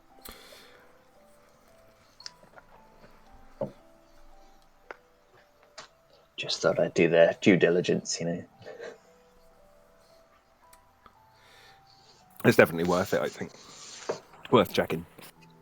Just in case, yeah.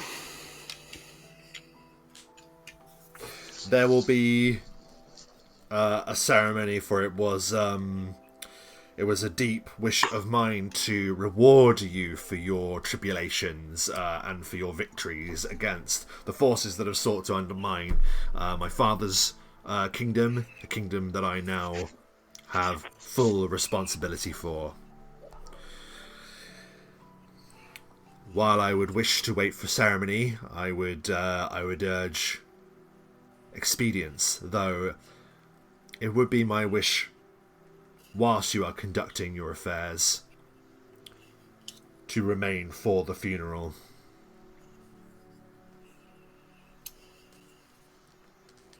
I know that time is of the essence, but as I said, conventional means of travelling to the Hollow Descent, it would not be possible.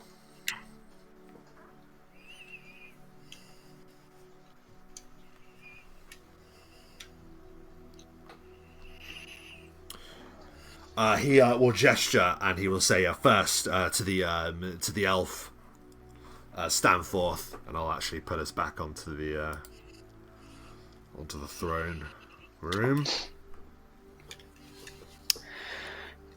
Silaster takes a step forward.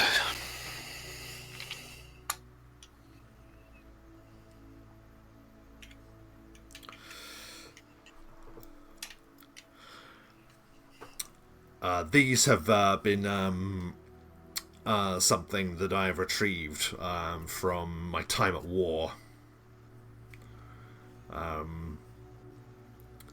Taken from the vaults of the Dominion.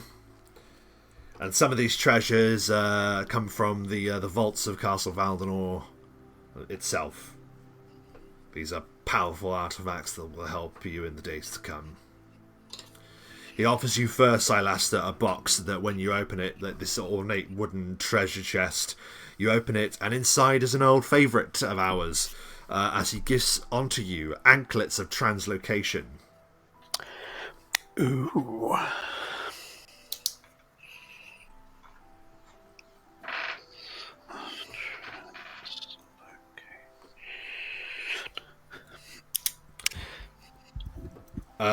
As you look upon this, there is another box that is brought before you and opened. Inside there is an immaculate pair of black gloves. They appear to be inlaid with some innate magical power, as you are given gloves of dexterity +4. Ooh. Nice.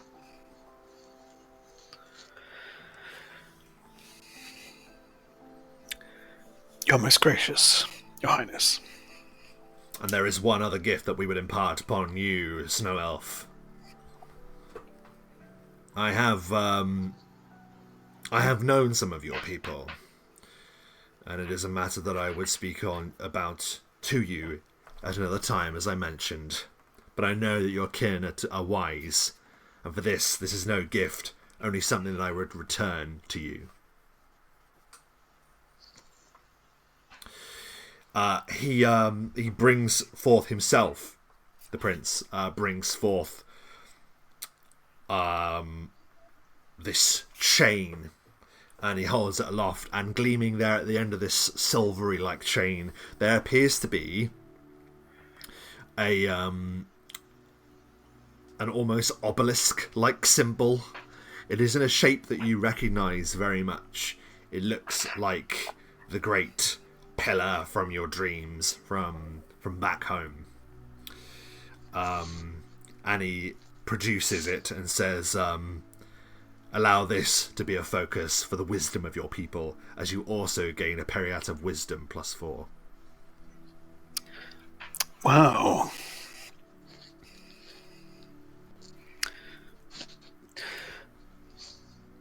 Again, Silaster reinforces. Thank you, Your Highness.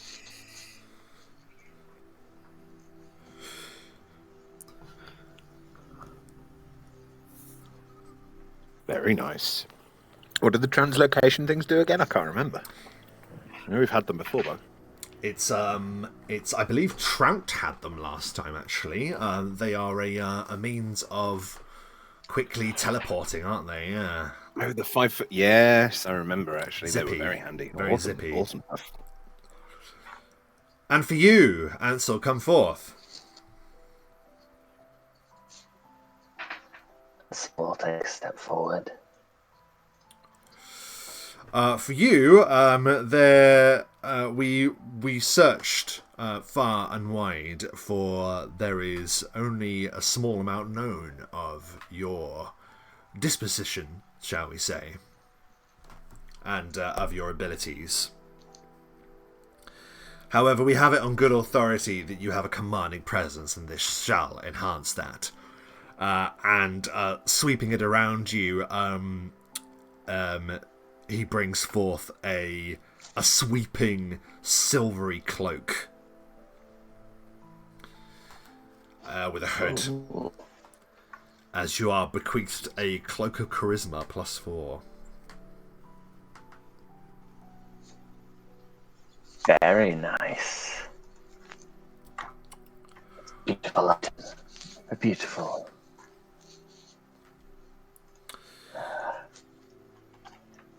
Very kind. He then brings forth a box which opens, and inside you are gifted a pair of gloves as well. But these aren't. These look more like gauntlets in a way. They appear to have like strange symbols inlaid into them, and in their palms there appears to be almost like a focusing glass in each palm. Almost like if you imagine Iron Man when he opens his palm like that, you see sort of like the crystallized like beams that he has there. It's kind of a bit like that. I have no knowledge of the power that you wield, though I am advised by our shared acquaintance here, and he gestures to Swiftstone, who gives you a wink. This should help. You are given the Gloves of Eldritch Admixture, Ansel. And I'll post it to you what these do in a moment. What is that? But I'll explain what they do. So these Warlocks prize these gloves, which allow them to enhance their Eldritch blasts with pure energy. Gloves of Eldritch Admixture have 3 charges, which are renewed each day at dawn.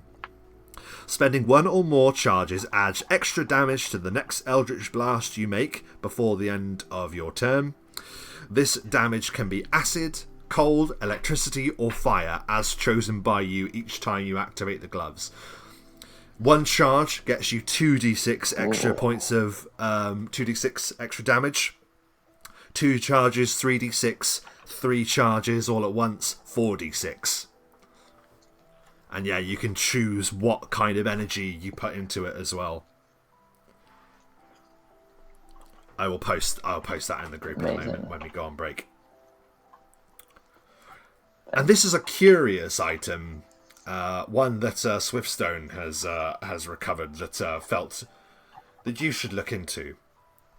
And he hands forth quite a simple looking ring.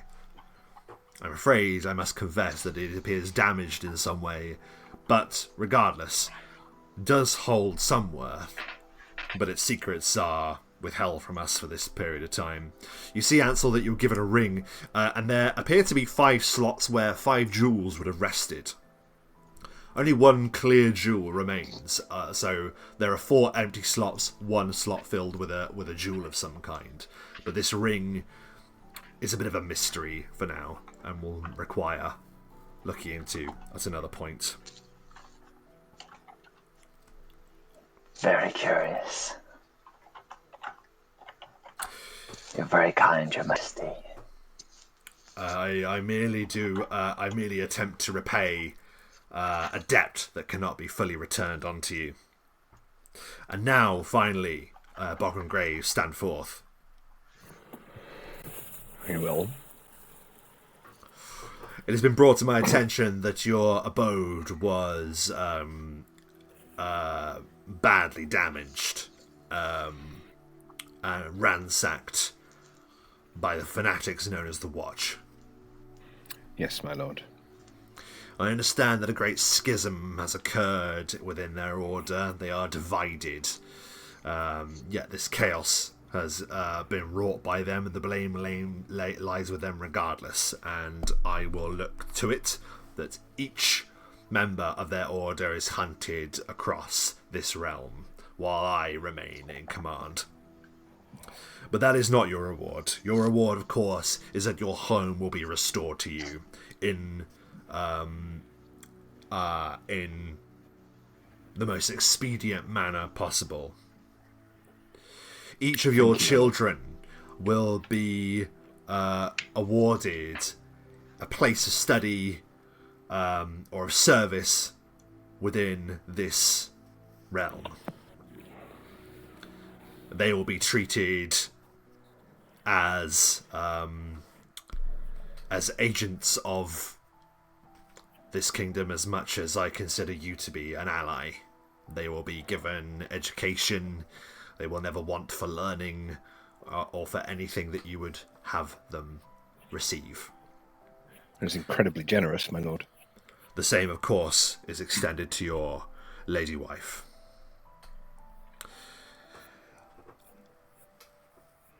He brings forth the box, and there it is opened, and again, it should be a glover. Another pair of gloves resides within. This time jet black, but with almost like black talon-like claws on the edge. This gives you a D6 unarmed attack now, slashing or piercing. Oh, lovely. So you can do an attack of opportunity, finally. Yay, I've got claws. But these, of course, are also gloves of dexterity +4. So you will be a sharper shot with those spells as well. Let's call them the Necro Talons. And this is something that I wish to raise with you. Something, you'll pardon the pun, raise with you. Something that I... Very good. This is something that I will pass to you because I understand that only you will be fit to handle this. Sorry, the dexterity gloves were what? +4. Okay, thank you very much. This is a boon taken from and he looks very, very darkly at you all of a sudden. This was a boon taken from a monstrosity that you left within this hall.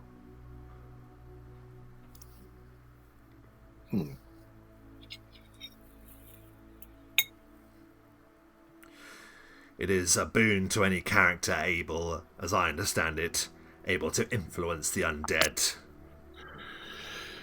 And where once it had been able to turn undead by the power of the light, and you remember suddenly thinking how powerful Brother Enos's turning attempts were, it has now been converted to something darker. You receive obsidian, a phylactery of undead turning. This item is a boon to any character able to turn undead, or in this case, rebuke or command undead now, allowing you to do so as if your class level were 4 levels higher than it actually is. Amazing. Which I'll post That's again. very handy. I will post again in the group. So yeah, you see that this medallion, that this like corrupted watch medallion that had been on Enos, your power has somehow like affected it in the battle, which has now turned it into this. That is very much appreciated, my lord. As is your service to my realm. But now this brings us on to the final topic that I will discuss. I would have you look into this book, and I would have you see to all outstanding business you have in the city, and to come to the funeral that you have so willingly and nobly helped with, Bogren Graves. But it is also my sworn duty to hereby tell you that when these deeds are done, Bogrome Graves, you are hereby exiled from the city of Valdenor for practices in necromancy. And that is where we're going to take a bastard break. We're going to It's being too nice. Take a short break, and then we're going to return, and we're going to pick up in concluding all outstanding business that we have in the city, because from the next session onwards, we're going to be back out into the wide world. So those of you joining us live and after the fact, thanks you ever so much for watching. If you are watching on Twitch at the moment and you haven't done so already, please give us a follow. It was my birthday the other day. I consider it a present. Also give this video a like and a subscribe.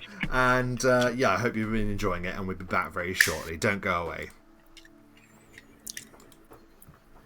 We're going to have to meat puppet him.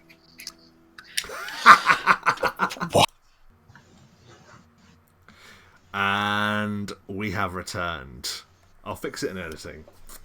I shouldn't say we'll fix it in editing. Let me take that again.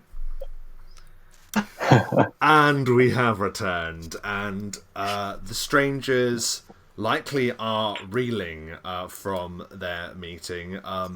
You have been bidden your tasks, and Obsidian, it has been made clear to you that while Bogrome Graves has been conducted to these tasks, Obsidian, the necromancer, is exiled as soon as these tasks are done. And it's That's probably... why I'm just going to drag the arse out of it. These tasks will take 40 years. 48 years. 8 and 40 years. Yeah, Obsidian is weirdly not appearing to... He's perhaps seemingly a bit stoic anyway at the moment. More stoic than usual. He's less sort of jovial. Obsidian's always one to not take things too seriously and make the odd joke. He hasn't really been doing that very much since his family were taken in the first place, actually. But he's also not overly reactive to this news, as if he is not remotely surprised. Like he knew that was coming. Or something like that was coming, certainly, because he knows the rules and the laws of the city. So... as you are making your way out, you are caught up with by Swiftstone, who is in the courtyard, and he'll just run in front of you and say, "I did not know that he was going to do that. I did not realize that you were being not set up, but I'm so sorry. I didn't realize that was something they were going to do." You have nothing to apologize for. I knew the laws, and I have broken them. I was hoping that this would never be something that I did within the city anyway, but it came to a decision of, keep it hidden or save my family, and it was an easy choice to make. Before Sisto can say anything else, there is to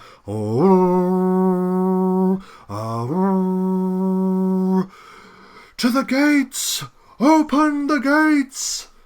The great gates of the inner castle wall are swung open, portcullis rising, and in comes a procession of a mixture of different cultures and armed forces. At their head there appears to be a force of elven warriors. They move forth in sleek, flowing armour. You can give me a history check. Silaster, you can give me your level if it's better. Which I believe it is. It certainly is. It's from 0 to 11. Yeah. Yeah. Always, when it's akin to you, I'll always give you your level instead, because it's something you probably would know.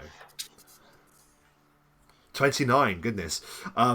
Obsidian and Ansel, you're looking upon these, and you're just like, wow, these are warriors of some elven culture.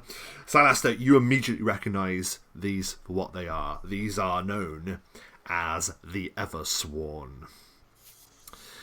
Now, the Eversworn are a honor guard of high ranking. These are elves that take oaths that last their immortal lives, and they have been known to serve elf and Eladrin alike. You may recognise the name from previous tales, but in this tale they accompany an individual that sweeps forth with long black hair and raiment that appears to sparkle with incandescent silver.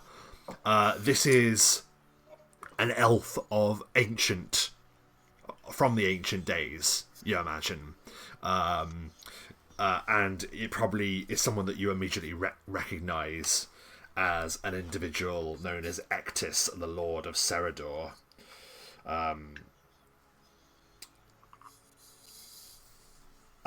Also known as Ectis. Let's see, I did have his proper biography here. Ectis Seythura as well. Seyruthra.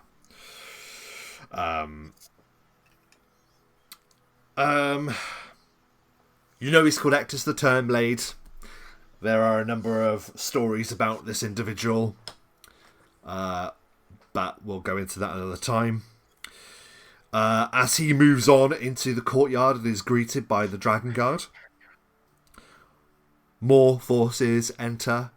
You see that there is a stout line of dwarven defenders with interlocking armour. They march forward in a phalanx, and at their head there is a particularly heroic looking figure there with a sweeping cloak and arms just the size of beer kegs, pretty much. A dwarven Urgrosh slung over his shoulder. There is a princely looking individual. And you hear Swiftstone say under his breath next to you, Corbro Hammerstone. The Prince of the Undercroft has arrived and points his Urgrosh around, beckoning his company to immediately make themselves at home. He is going to do a spot check. In fact, can you, one of you, roll me a d20, please? Because depending on how good it is, he will notice something. Oh, go on, Mike. It's obviously got to be Mike. It's a dwarven thing. It has to be Mike. Yeah. Sure. It's a hammerstone. Okay, plus 7. So that's 18 in total. That's what we got to beat.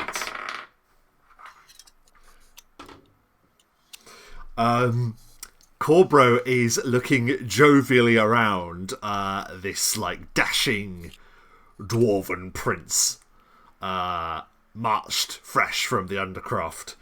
Is looking around, taking in the sights, and his eyes fall upon Swiftstone, and his jovial manner immediately turns thunderous and dark, staring at Swiftstone.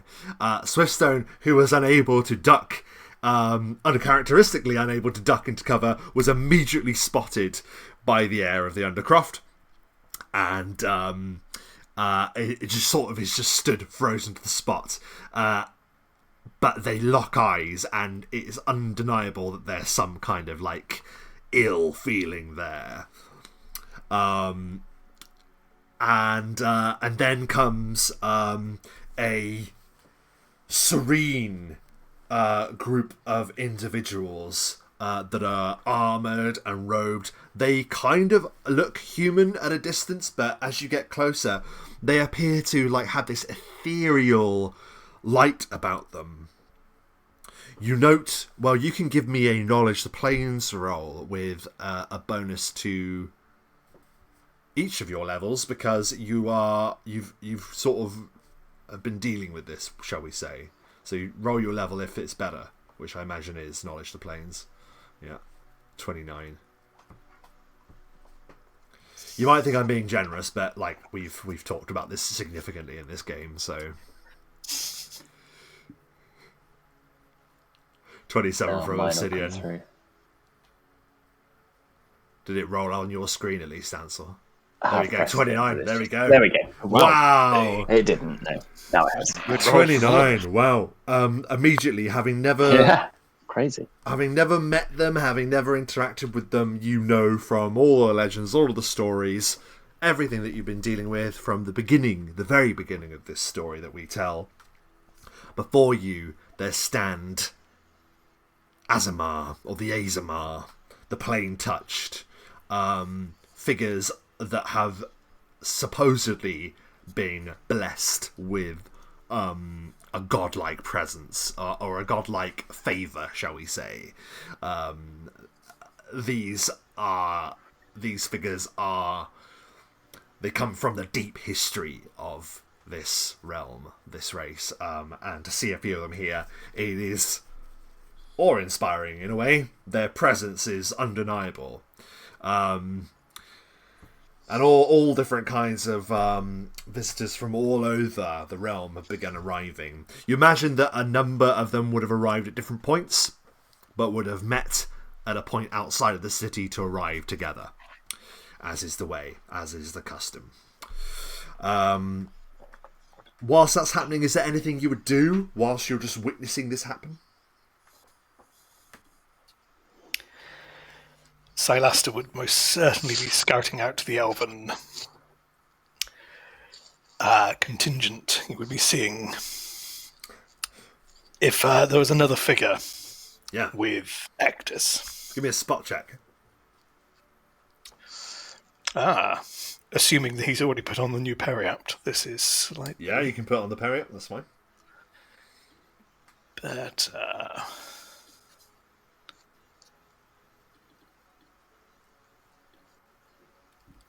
16. Yeah, you see, sort of like in the shadow of Ectus the Turnblade, there is like there is an elf who, in kind of diametrically opposed to the grace of Ectus, you see like an elf that has like a shaved head and a serious like burn wound like across part of his face.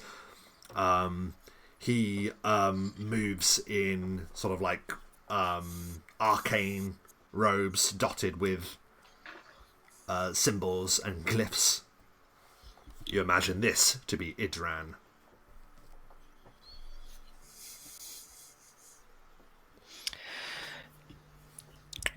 Mental note. They appear to be being conducted to the Great Hall, where they will be greeted by the prince. So their passage goes by, unless you wish to do anything at this time.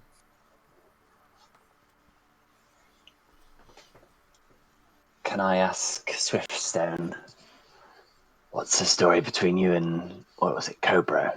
Corbro, yeah. Corbro. It's a very long. Old friends. It's a very long story. It's not something I. It's not something I make known to many. But well, you've proved yourself to be loyal and honest. I can be honest with you. He watches them go by, and like you just see like this depth of sadness, and he will say, well, he is the Prince of the Undercroft. He is Corbro. He is the son of Throskar Hammerstone of the Undercroft, who even now rests in the Eversleep in place of his grandfather at the time, Krant. It is an honour that has passed to him now. So the prince rules in his stead. Now, I was not always a member of the Court of Whispers. My family hail from the Undercroft too. My family were the Silver Axes.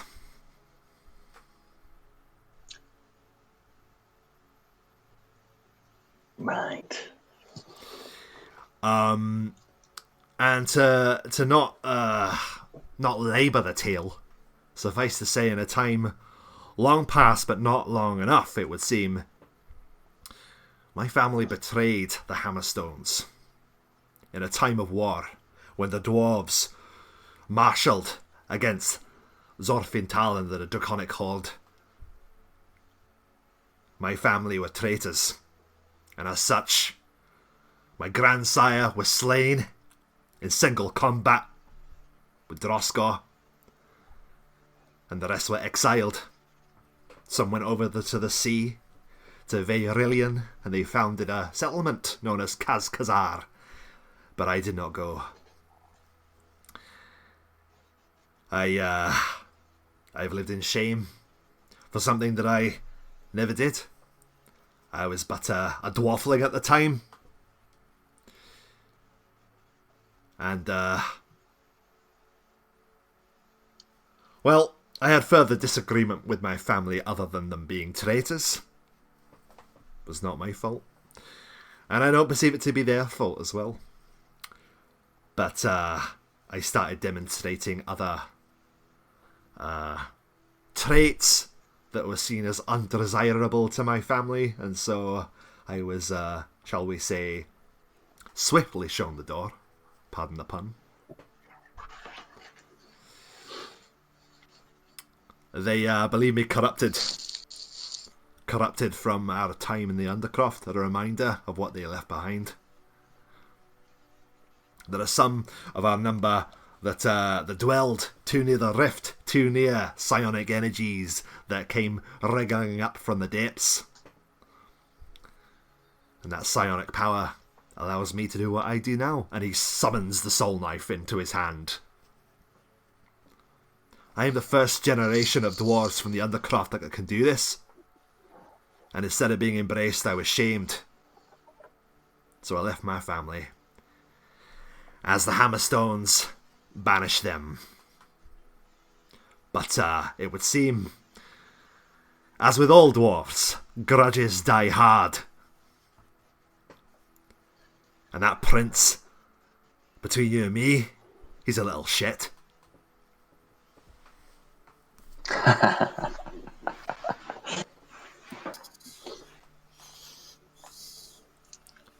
A sad tale. Are you going to let him say things like that, Mike? He's Droskor's got no control. Or suddenly wakes up and That's your imaginary son there. Yeah, so Droskor... Careful, Rubble, try and kill him. Droskor is now in the Eversleep, so like what Krant used to be in, Droskor took the place of Krant to deal with a great... a whole other story involving... That must be... If you're in the Eversleep, he must have been in the Eversleep for a long time. Like about 100 years at this point, yeah. About nearly 100 years, yeah. Yeah. But dwarves live a very long time. And Droskor himself, as we know, will live far longer than any dwarf anyway, due to other stuff that's happened in the past, which we will not go into here because that's a whole different tale from a different time, from a long forgotten era. But suffice to say, Swiftstone says, "So I go by Swiftstone. I was once known as I can't say it with his accent, which is a problem, given that it's his name. Shrizar Silveraxe. Shrizar. I'll put it in the chat.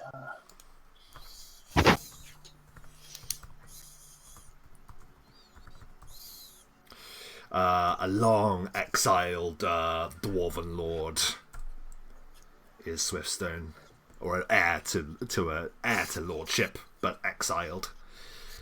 Yeah, so the Silveraxes used to be a prominent family in the Undercroft until, like he said, yeah, they betrayed Droskor Hammerstone during the great game when in that campaign where it was you against the dragons. Yes. But anyway, he will say, but I hope that this is something that we can keep between us. And I hope at least very discreet. I hope at least me telling you this shows that I trust each of you dearly with everything that you've done for the city and for the realm. I feel that you have done much for us also. And our trust is absolute. And you can trust us, I assure you.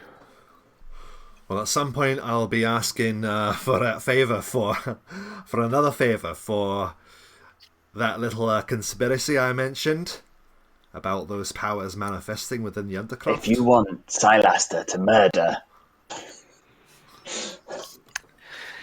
Cobra, You know I take these very seriously. just say the word. My family have... all you have to do is dare him. My family did paid. offer hurt to the Hammerstones, it is true. I will not be the cause for further grievance. But I cannot say the same for Cobro. I had hoped he wouldn't see me. I did not realise he would be arriving here this morning so soon.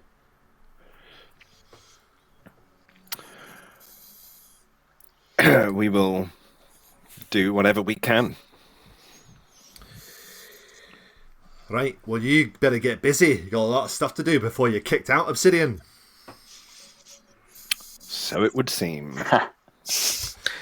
And so, yeah, We've got a book to read. You've got a book to read, and now, Silaster, you can probably understand that those chambers that you investigated earlier in the session will now become habited very soon. So I ask, what's the plan? I haven't got a clue. Okay. We've got a book to read, but the book, if we read it, will send us to a horrible place with a giant horrible thing that will turn us into horrible paste. Silaster's plan is after sundown. So up until then, and we know it's still quite early, there's a majority of a day. He's not told us anything about his plan, right? What plan? He's just suggested a few things to Ansel, but that was similar to the last time you took Ansel with him on a contract. He just suggested a few things.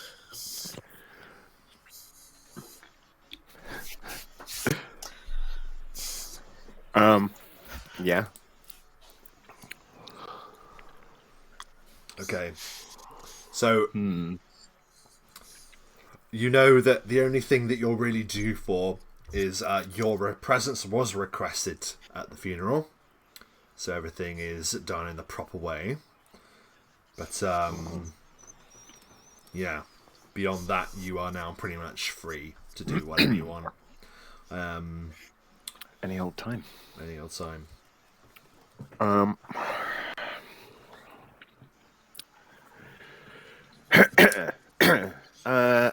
not really sure. The book, if he wants it, it's obviously important, right?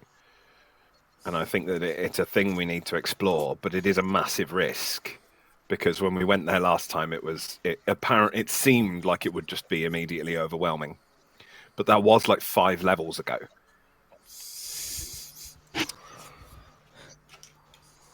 That was but a taste of our power now. Do we feel like we are, in fact, better equipped to handle what is in the written world? Well, Prince Vrandan specifically told us we had to, so we don't have a lot of choice.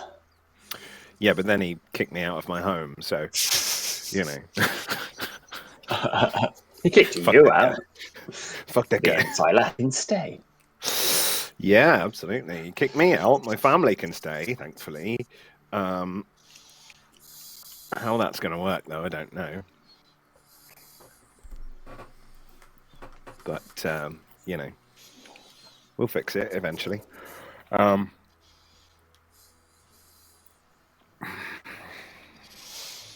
It's very difficult, isn't it? The issue, I think, with the written world is the creature that we faced when we entered was, I think, highly resistant to magic of all kinds, given that it was, I think, a golem.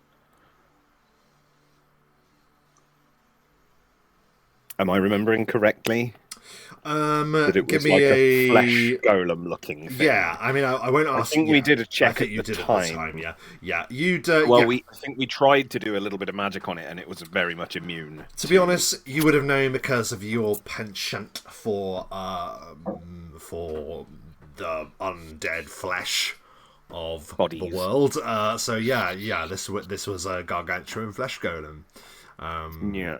Of significant power. However, when you faced this golem, it was when you were in Bright Harbour and in the early days of your exploits. That was some time ago. So maybe you're strong enough, and maybe by doing that you will reveal the secret of the book. So I think that there's more to it. I don't think it's just a flesh golem. I think that it's got some abilities, because looks wise it was a crazy looking beastie. It was, yes.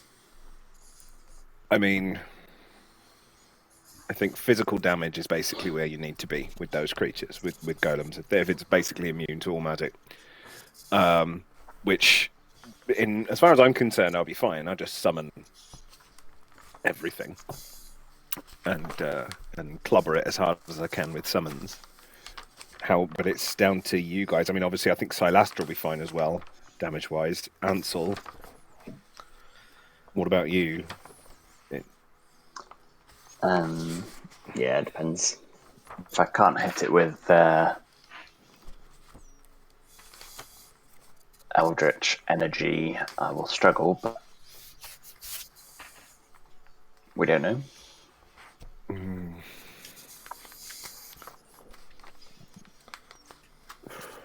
Difficult.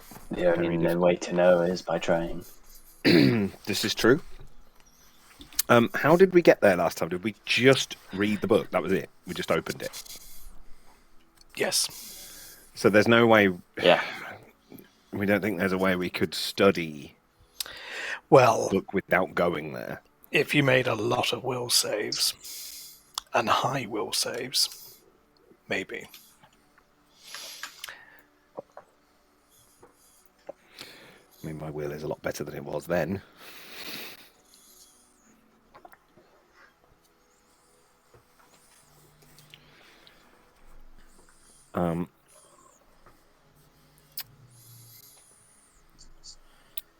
What do we think? That's the task we've been charged with. So... give it a shot, I reckon. I'm down for trying, if you guys are. We can always flee again. Yes. Figured out how to last time, didn't we? Yeah. So we can do it again.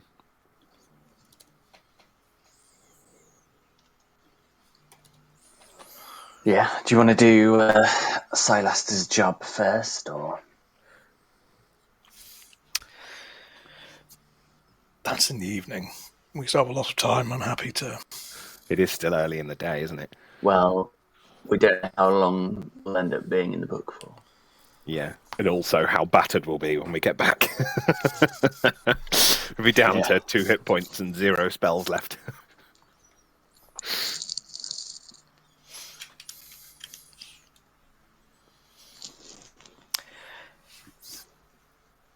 I don't mind. But we do only have 1 day until the funeral, and we want to figure it out before then. Yeah, come on, let's do it. Let's do it. Time seemed fairly relative the last time we were there. We're buggers for procrastinating sometimes, I think, because we can't quite figure out what to do. I think we should go to the graveyard and get in there. Try out the book. Yeah, that's it. The Necro Cave.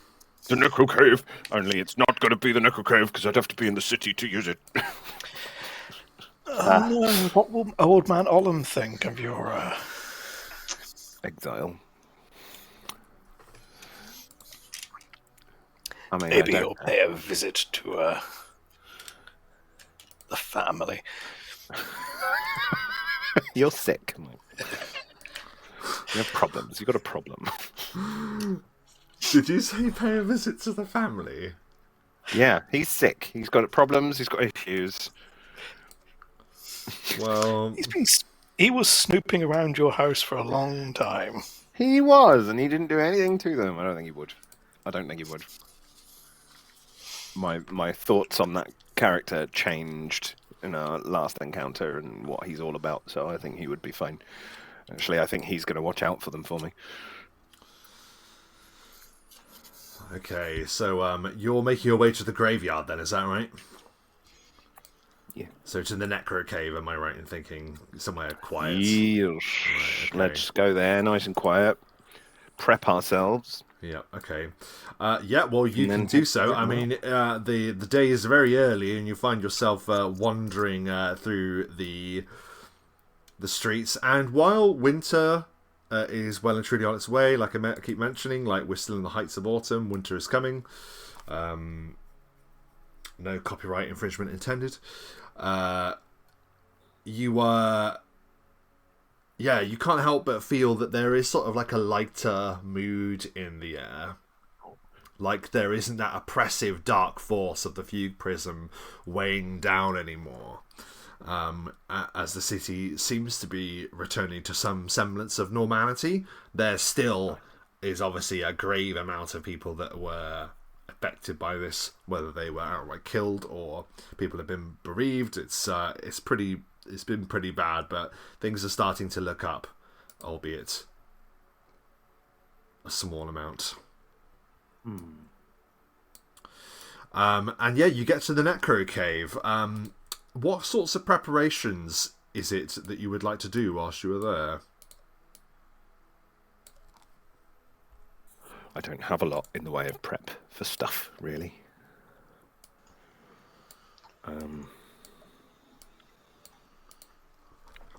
We've got plenty of potions, haven't we?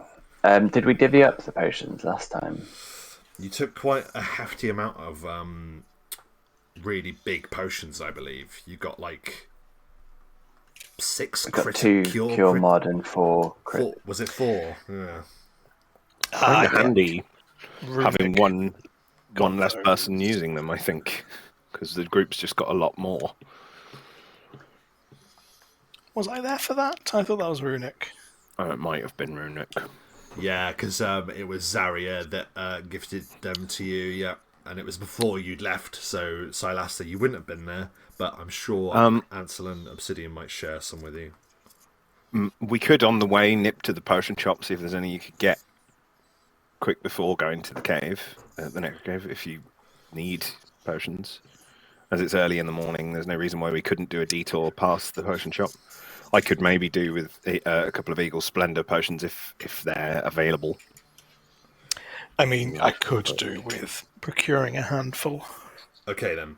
Well, I guess, yeah, it does make sense that you would do that. That's absolutely fine. I'm just trying to get hold of that potions sheet again, which is on Google Sheets, but I'm having to reinstall the app because for some reason it's not on my phone anymore. Rather not handily. But yes, we'll be able to go to the potion shops then. You're able to find one that you've been to before, I imagine. Potions for healing, we didn't require you being able to find them. So it was just a case of you just buying them. So I should hopefully be able to bring up their value in a moment as well. Yeah, here we are. I've got the table for the others. Do you remember off the top of your head the value of the healing potions? It's quite a lot, isn't it? I can have that open in just a second. I'm bringing it up as well. Potions and oils.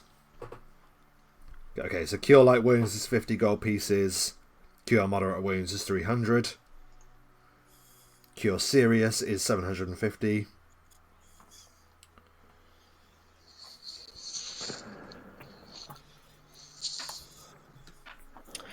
So critical is the one above that, I believe. It is, yeah. So you've been blessed. Well, I'm not spending money on a crit. I mean, I would probably buy 2 serious wounds. Okay, Cure Serious Wounds is... What did I just say? 750 each. So that's 1500, and probably a potion of haste. Okay, Potion of Haste. Would you like to roll for that, please, to see if it's there? Oh, yeah. 66. 66. It is a level 1 spell, Haste? Or level 2? 2? 2, I think. Let's check. 3. Yep, you've 80%. So yep, that's absolutely fine. Cool. I'll just have the. How much is that for one? Haste. Let's have a look. Level 3.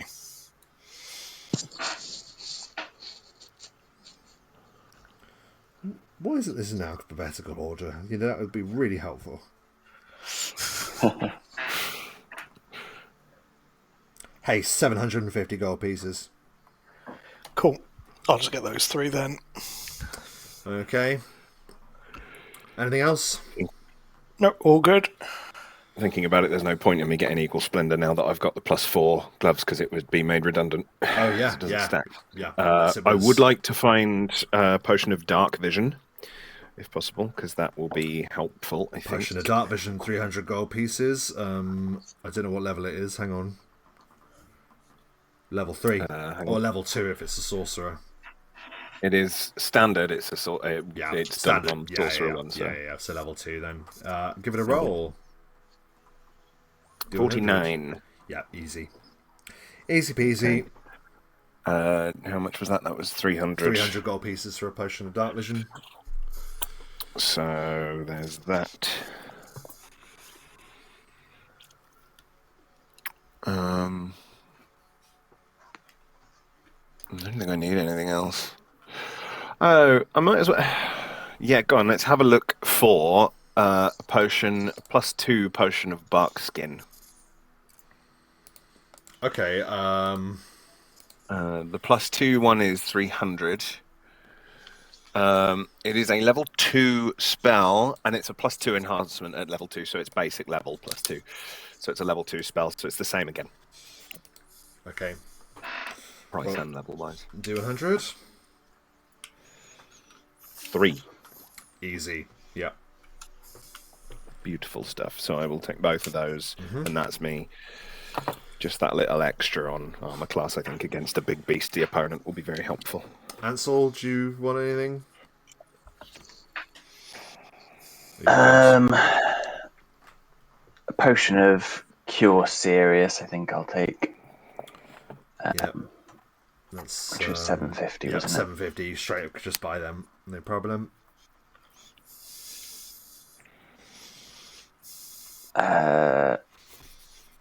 Yeah, I think that's probably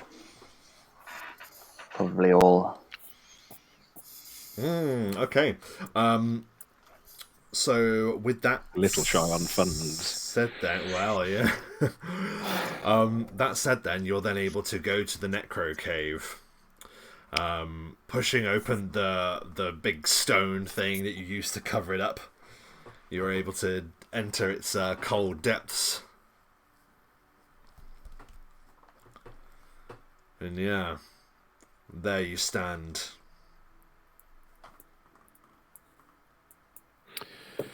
Right.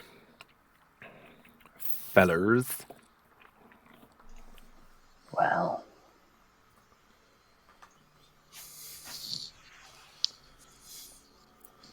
who wants to go first?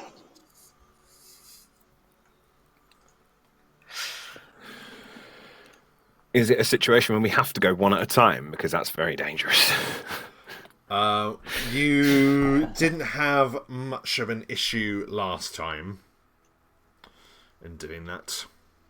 but you now know that you have the thing is aware of you. It wasn't aware of you last time. You don't know whether it will be waiting.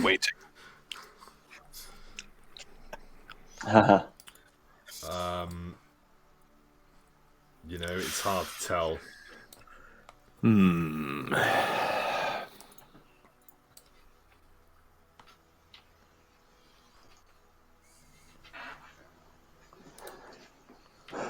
Well, we might as well try and go all together, I suppose. Okay, so you're all going to open the book at the same time. Open the book and none of us are looking. Do we just open the book? And then we do a countdown. 3, 2, 1, go. Not 3, 2, 1. 3, 2, 1, go. Okay. Out of your periphery, you see those old pages, ink as red as blood, just sort of on the periphery. It's almost like you can hear the whispers in the darkness begging you to look at those pages. 3, 2, 1. Look. Go. You look, and there is a sudden sweeping feeling, a feeling that you recognise as you are transported once again. He's close. To the written world. And you are alarmed to discover that he hasn't moved since last time. Has not moved since you confronted him last time. This towering construct has, as you remember, this massive black iron faceplate. One of its arms is literally just sewn into a mace with jagged bits of metal jutting from it, a vicious looking slicing cleaver embedded into a stump on his other arm. And now I ask you, roll initiative.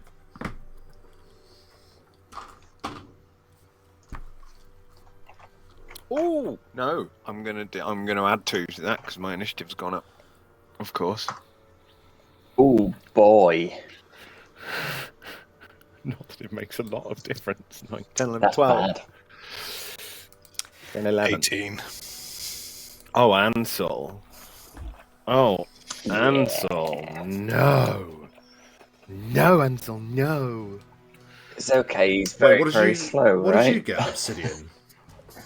I got 11, mate, as I hadn't added my new dexterity bonus for my gloves. Nice one.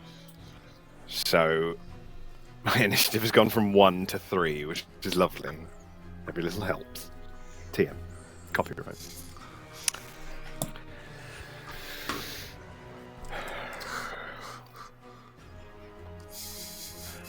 Crapola. He's just massive. I'm gonna die. He's so massive. I've forgotten just how massive he is.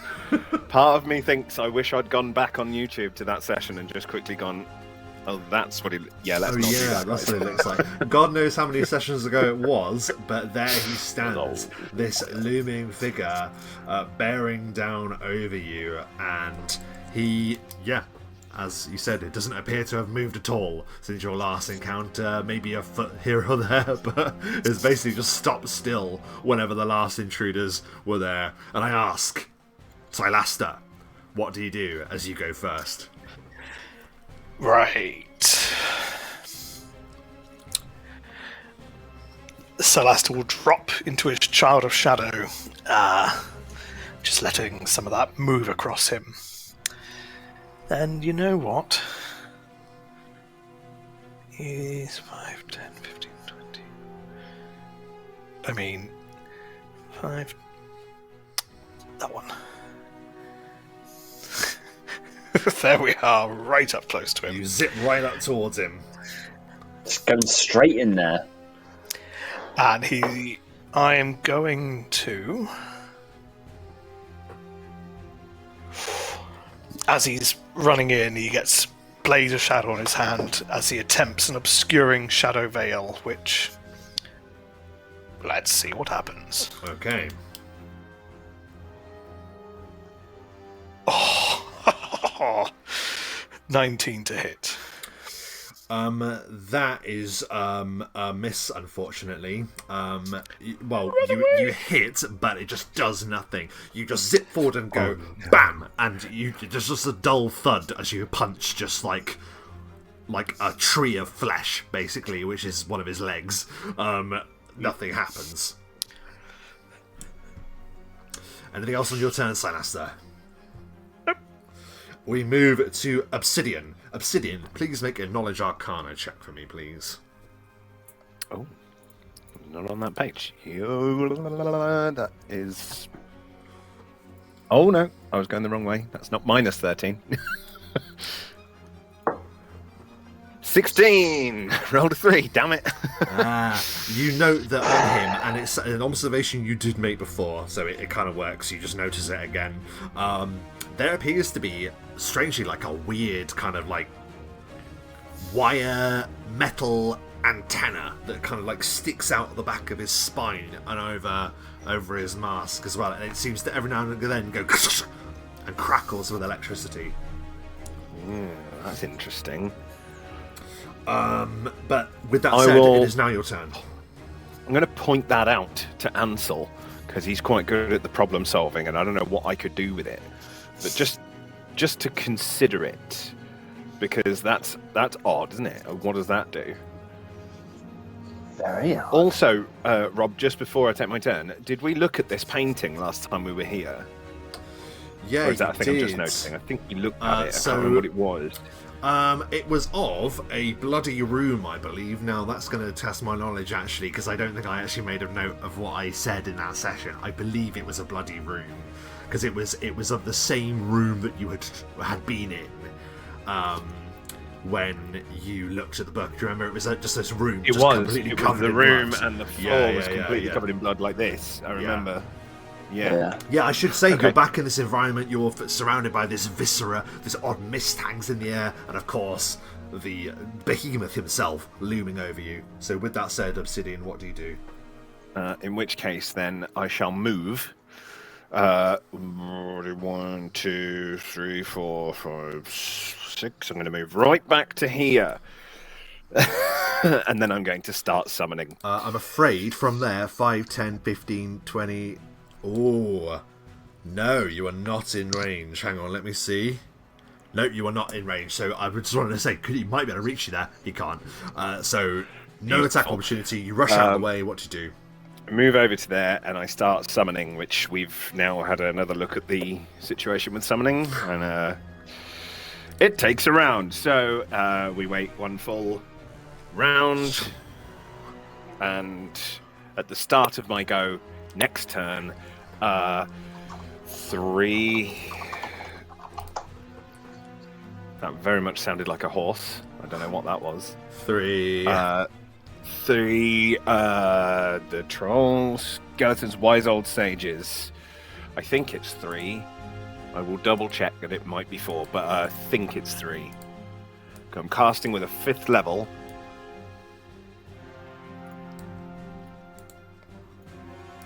Okay, third level summon. I'll paste them and I'll leave you to arrange them as you wish for when they do arrive. You should have control. 2 of the same from the 4th level list, or 4 of the same kind from a right. So it's actually 4. I apologise. Bear with me. I said you should have control. I do have control. I'm just going to place them in front of me there because they're not going to appear, like I say, until the start of my next turn. So I'll place them. You should have control. Oh. Thank you. No one said it. I'm so sorry. But so yeah, on your turn, they'll appear. Forms, yeah. Their ghostly forms appear around me, but they're not fully formed until the start of my next turn, and then I'll put them in position around him when that happens. So, Obsidian, you begin summoning. I have moved, and I start summoning. That's me. Fantastic. Good work. So this now is, I'm afraid to say, the Gargantuan Construct's turn. And before him is this snow elf that has attempted to punch him. and he will return the favour. Very punchable little snow elf. A great savage mace the size of a battering ram just comes looming down from above. What is your armor class, Silaster? 24. That is possibly a critical. Never mind, I had a mischance, but that's okay.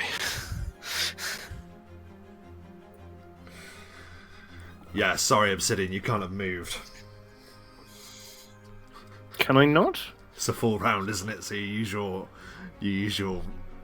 No, but I don't think it means you start casting on one turn, it appears on the next turn. I think you can still move and start casting. No, I literally just looked at it. Otherwise, it's a full round that would action. be a full.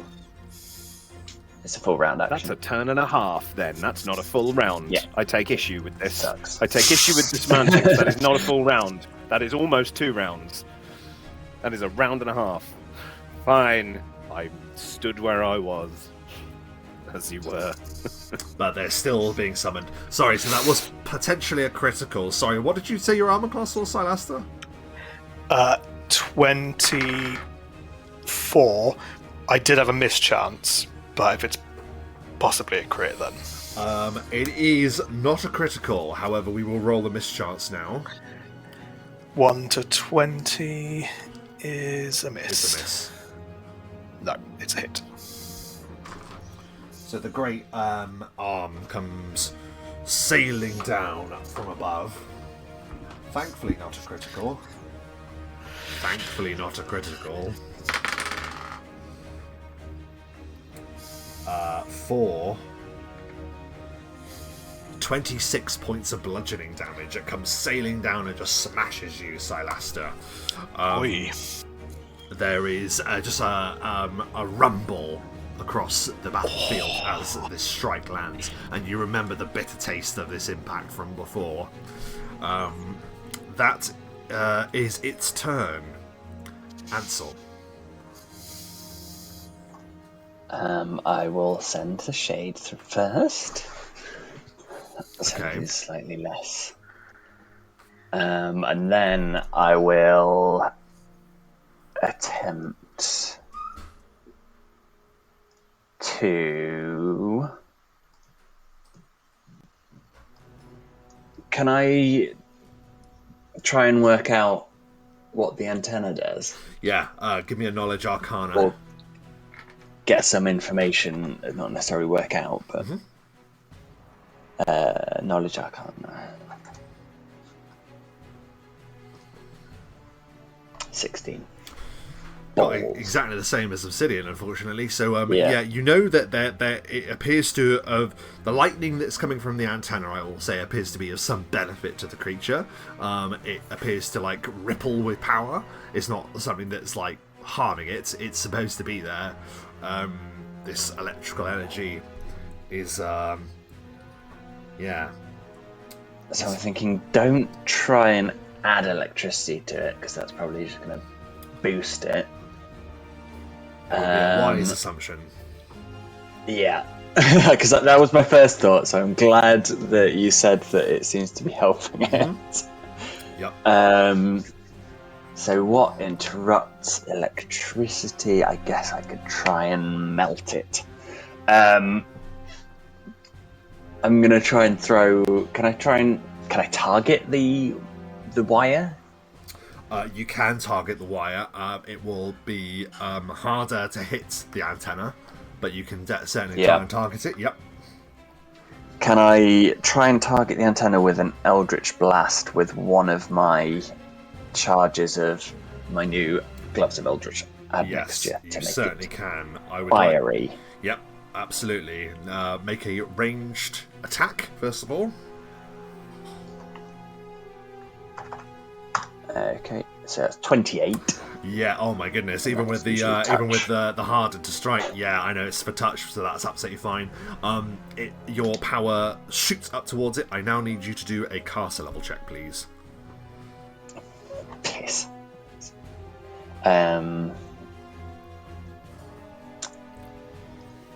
It's not that good.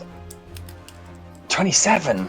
That is amazingly more well than enough. Which means, though all though the constructs are immune to magic, as I'm sure you're aware, there are certain things that can affect them in different ways. While that doesn't do any damage, because it has been targeted by a particular kind of spell, and you chose fire, did you not? You said fire? I did. Yeah. That means you have interrupted its energy source. Which means you're automatically given it the slow condition, Ansel. Interesting. So I need you to...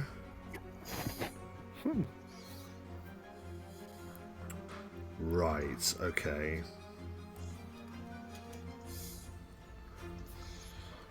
Okay. So 1 round per level it is slowed by. So, it's tricky because you're not casting slow on it, so it is just for a set amount of time. So for 5 rounds, this construct is slowed, which means a slowed creature moves and attacks at a drastically slowed rate. A slowed creature can take only a single move action or standard action each turn, but not both. As if it were a zombie. Yeah. Additionally, it takes a -1 on attack rolls, armor class, and reflex saves. A slow creature moves at half its normal speed, rounded down to the next 5-foot increment. So Ansel, tell me what it's like as your Eldritch Power, while not doing any damage, any spell damage to the creature, does disrupt its electrical field. So I think because it's so tall, he has to he flings the energy and sort of has to arc it almost like a boomerang. So it swings up, round, past the head, smacks into the wire out the back of it, and that just lights up in an intense heat. It goes white hot with the extra power from the gloves. He charges it first, obviously. I love it. Yes, your new gift immediately proves its usefulness, and the thing gives a low groan as it grinds to a halt, almost a halt anyway. Anything else on your turn, Ansel? It's immune to magic. Is it immune? It's immune to anything that would be subject to spell resistance, hence why I ask, because I know your Eldritch Blast is. Yes, it is, yeah. So, spell resistance... I can't remember if that includes supernatural abilities. I think it does. Does it? Depends what the supernatural ability would do. Yeah, I think it has a whole list of things along with that. Well, I'll try and curse it, and if... I'm unlikely to need all of my curses today, so I'll just throw a curse out as a swift action and see what whether or not that works. Curses will save, yes? It is 19 DC. That's a 2 on the die, so that means while it has a significant will save, that is a failure. So it is cursed as well. And I'm assuming the Dark Companion, the shade, doesn't affect it. No, it will. Because it's a spell is it effect, a spell essentially. effect? Okay, then no. In that case, that's what it counts as, yeah. Fair enough. But it is cursed. It is not immune to being cursed. So it works. Cool. Amazing. So it's -2 to attacks, saves, checks, and weapon damage. WD, there we go. Okay. And I think I've done everything that I can in this combat in 1 round. Really fantastic work from Ansel there. As while he's a late starter, he certainly makes up for it with that incredibly useful move. We're back to the top of the round. Silaster, this great thing you see has been slowed significantly. His movements are almost like it's in stop motion, which makes it more terrifying, but easier to evade. What do you do? Now I will test the waters. I'm going to nip around. So 5, 10, 15, 20, nip around to there. And then I'm going to attempt a mountain hammer to the back of the creature's leg. Yeah, you rush around and you go to mount and hammer it. It has now got a penalty to its armor class. Roll it up. Ooh, 20. Is a hit. Thanks to the -1 that it received from being slowed. Oh, okay. So that is now a hit. You rush around and you slam it with a mountain hammer. Plummet neck. All right.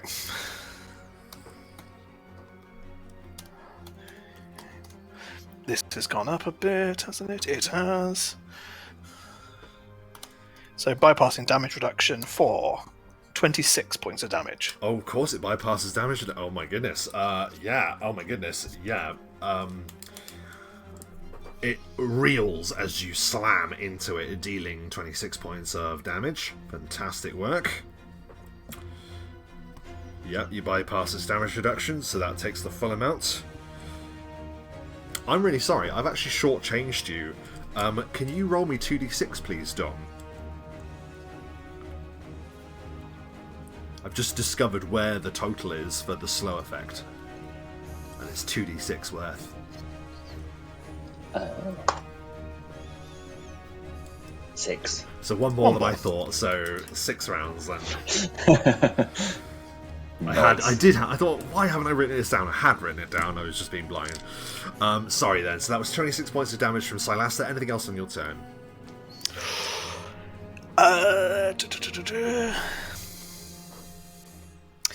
You know what, I've moved, so I'm going to provoke an attack of opportunity. I'm going to atomize a potion of haste into myself. It needs to take every opportunity it can at this rate, so it will go ahead and do that. What is your armor class? 24. 24, that's a hit, I'm afraid. Is it though? I did move. Is it though? Mischance. It is not. What is it like as he goes for you, but your mischance takes effect?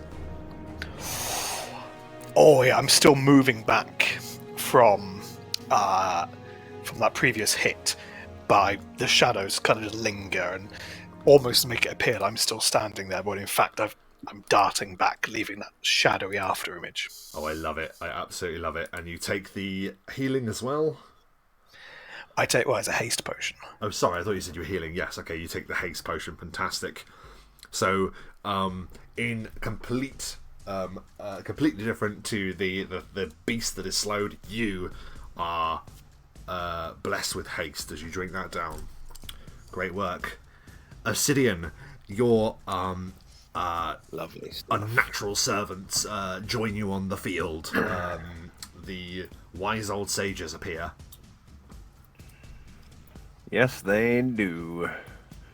Actually turn them so they're in the right positions.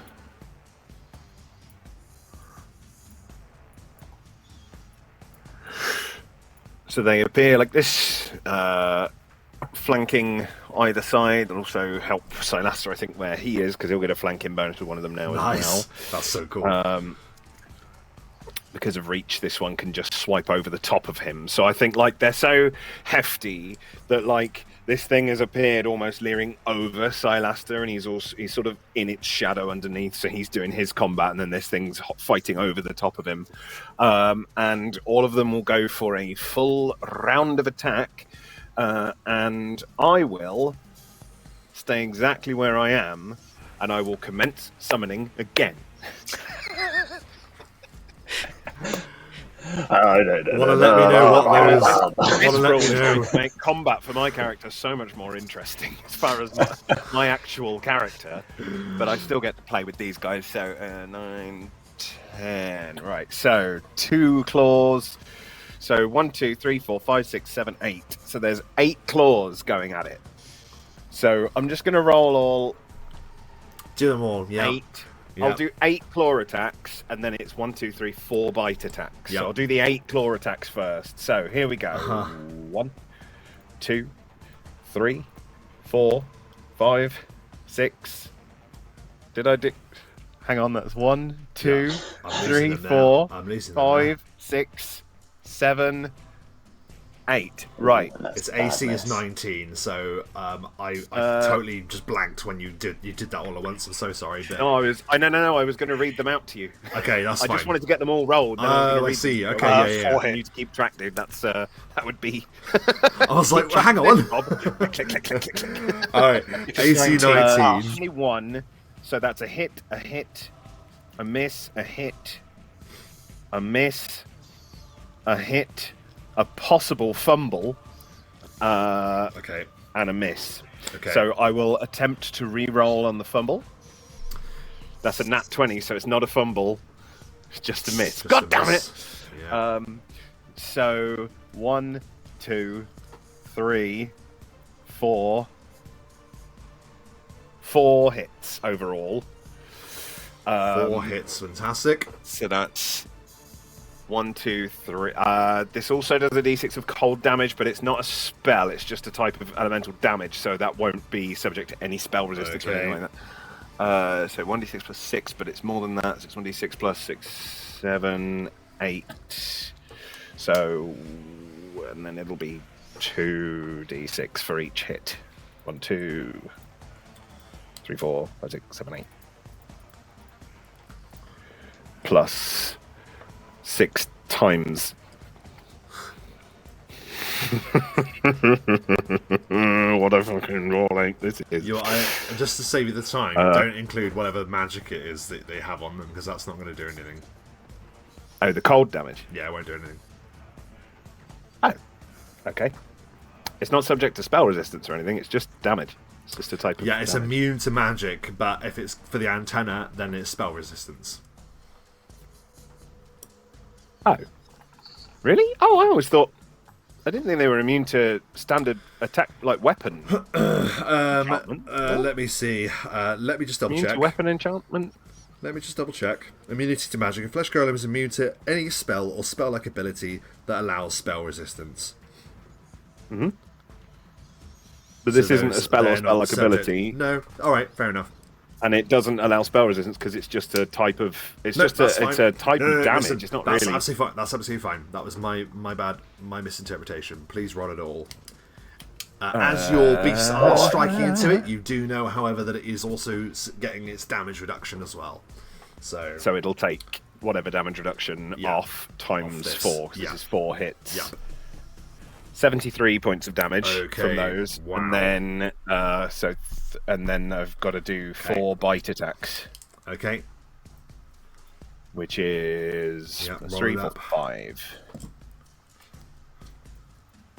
1, 2, 3, 4. So only one of those is hit because one of them got a 19. Hits the armor class, doesn't beat Doesn't it. beat it. Yeah. So 1 hit, which is that's 3, 4, 5. So 8 further points of damage.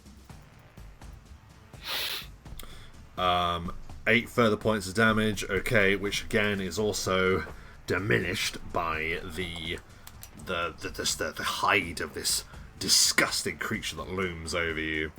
It is a giant of pestilence as it looms over you. What is it like as your summons just start tearing pieces out of this thing, though? I mean, I think it's literally that. They just appear and they're razor sharp kind of bone claw type things just sort of wrench into it and just start ripping chunks out of it. But in sort of, there's a sort of clattering sound, but in absolute silence from these things because they don't have anything that makes any sound. That's what makes them so sort of tranquil as they're doing it. But yeah, so it's kind of almost a bit slow while they're doing it and just ripping bits out of it. And then they're kind of, their mouths just sort of ripping chunks as well. Okay. And yep, I just stand still and continue to summon. It'll be two of the wyvern for the next round. Okay, I'll get them Just ready so you're now. aware. Yeah, I'll get them. I'll put them there now, just so they're ready, and you can then get ready to position them in a whatever manner you see fit. So you begin summoning once again. There they are, the boys. Lovely. We now Thank move you. to the golem's turn, and it gives like a low rumble symbol, but it's very much going to go for living targets. While it's being slashed to pieces, it bears no concern for something that's already dead. It is designed to kill things, and it can't kill that, so it will follow its primary programming. I love constructs. And it's just going to smash at Silaster again. Armor class, please. 25. Roll your miss. Oh, let's see if we hit first of all. That is a hit. Please roll your mischance. 20 or nope. Okay. He suspects me. That is a hit, I'm afraid. The great scything cleaver comes down this time in Silaster. And it does. As it looms over you. Where's my other... Oh, there it is.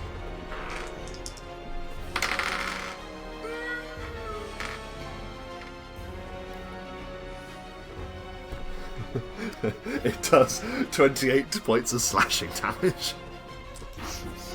As it comes scything down, a blade the size of a bus comes like cleaving down at you, the side of a bus anyway, and it just smashes through you, Silaster. You're sent reeling.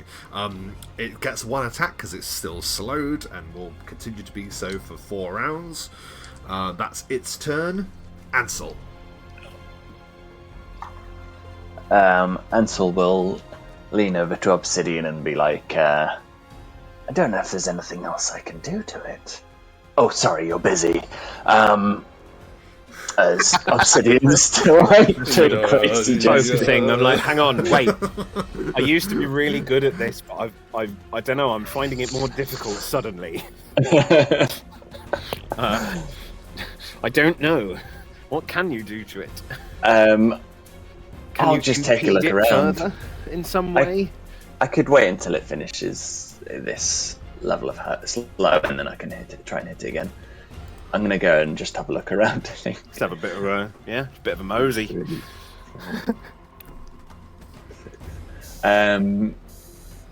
Those sort of skull things at the back here. Yeah. What are they? Let's have a look, shall we? Right, they are big, like, pillars. They look like scaffold, like these were things that were used for whatever built this thing to, like, stand on and build this creature. Oh my god, I love it. That is amazing. So they because obviously it's so big, like, you can just, it's had to, like, be, like, erected, and almost like a macabre King Kong, where it's between those two big pillars in the old black and white King Kong. It's kind of like that, but with a flesh golem. It's staggering forth from that position. So it is basically just scaffolding, I'm afraid, Ansel, what you spy there. No worries. I'll just teleport to here with my standard action.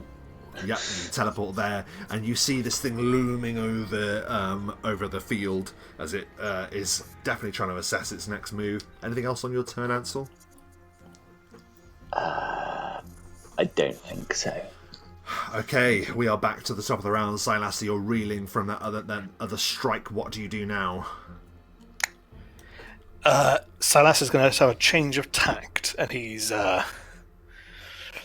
going to give his hands a bit of a flex and go for a full round of attacks. Nice one, okay. Full round of attacks, but with haste, so you get an extra one, Riss. Yes. Mm-hmm. And flanking. Oh, it's already here. And flanking, yes. Oh, always against the constructs and the undead. I should really field some living foes one day. It's okay, we're never critical against this thing, you know this. Whenever you're ready, Rob. Whenever you're ready. Don't feel pressured.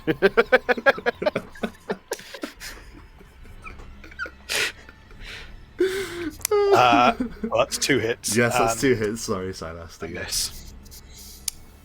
A shame, but two strikes against him is more than satisfactory for you, I imagine. You slam into him.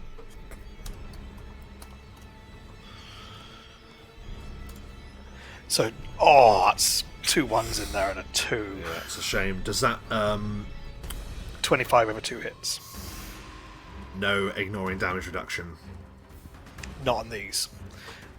I need to do a full round to get that maneuver back. Yeah. Oh mate. Oh no. So you smash into him, but sadly, like you see that that's like barely half effective as you're like slamming into him. Like it does a bit, and it just looms over you. 2 1s and a 2. Okay, that is Silas's turn. Obsidian, your turn is now. Yes. So the two. I don't feel in control, Rob. Oh, it happened last time with these, didn't it? I keep forgetting to actually. My beautiful dragons. The dragons. The dragons. That's 1 on the left. Aha! Do you feel in control? I feel in control. I do feel in control. Back. So they will appear there and there. Oh my goodness. So yeah. So it's 1, 2, 3, 4, 5, 6, 7, 8. So we'll do the 8 claws. And last time I forgot to add the flanking bonus Yes. because I'm silly. Yeah. So Throw that on there. 8, 9, 10, and then 11, 12. So I will once again read them out to you. So 1, 2, 3, 4, 5, 6, 7, Stop. 8. Please stop. Wait! I'm rolling 8d20! Crap! What have you done? What have I done? No! I'm just gonna ignore all of those. Ignore them. Obsidian becomes the god of death and unmakes this Obsidian is reality. suddenly level 34. Right, I'm gonna try that again. Please do. And I'm gonna try and find a way to delete those from the chat so it's not overwhelmed. But right, okay. We're gonna try. Well, one at a time. So, 1, 2, 3, 4, 5, 6, 7, 8. And let's have a look at what we've got. 6 hits. 6 hits. Jesus, Mike, you were on that. So was I. I wasn't keeping Thoughts? track of that as well as you were. Yeah, 1, 2, 3, 4, 5, 6. You're absolutely right. So that's 6 hits from that. So that's 1, 2, 3, 4, 5, 6, 7, 8, 9, 10, 12. 11, 12. G6 plus 8.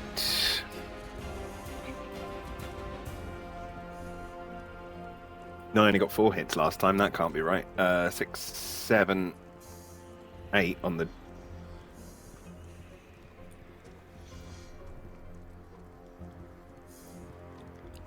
Yeah, it must be. Okay, fine. How many I'm just hits? getting a bit confused. It was 6, right? 6 hits, yes. And I only got 4 hits last time. Mhm. I must have done a slight miscalculation last time, but I think actually I would have got a couple of hits that I didn't get anyway because of the flanking, so I don't think it matters. Okay, so 89 points of damage from that, and obviously take off 6 times their I have, yes. damage. It's still pretty reduction. wild, though, to be fair. Even with that. And then 5, and then 6, 7. So 1, 2, 3, 4. So 1, 2, 3, 4 bites. That's 1, 2 hits. So 1d6 plus 5, and that's 2d6 plus 5 plus 10. So that's a further 16 From 2 hits. from 2 bite hits. Yeah. Then the 2 dragons will go, and this will be a slam from each of them. Luckily, they're a bit easier to deal with.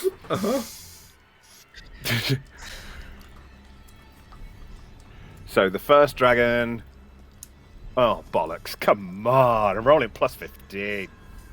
Hey, okay, so the second dragon hits and does 7, 8, 9. 15 points of damage. And because I really don't want to roll any more numbers, I'm not going to start summoning again, because that would just be madness. Because my go is already taking too long, so I will... Can I ask, did they only get one attack because they moved towards him, then? Zombies. No, they didn't move towards him. They weren't... They just appeared next to him. I moved them because... Oh, I'm sorry, I thought Wyverns got loads of... Okay, fair enough. No, they're zombies. They only get single attacks. Gotcha. Well, it's still pretty damn impressive. More damage per attack. Is all. This huge flesh golem is just in amidst this swarm of undead that is clinging off it, obsidian, ripping away piece after piece after piece. As I finalise, I think that the wyverns are making noise, but it's like a sort of pained version of a dragon roar. Almost a sort of, there's a sort of gurgle to it that makes it lesser, but a little bit more freaky at the same time. And the more summons I get, I think the more there's a sort of cloud of this sort of green magical aura keeping them all there, just because of how much power it's taking to actually maintain them. Oh, I absolutely but I've moved across, and that is my turn. I absolutely love it.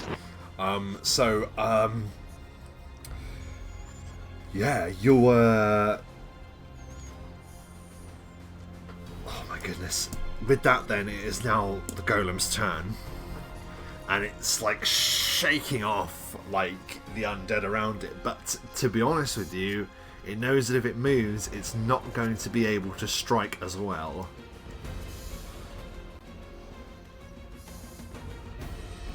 So, unfortunately, the only living target around it, once again, is Silaster. So, I'm afraid it's going to go for you.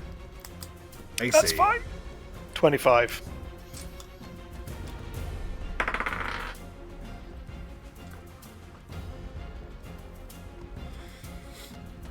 It raises its massive mace-like arm up high, and it brings it down.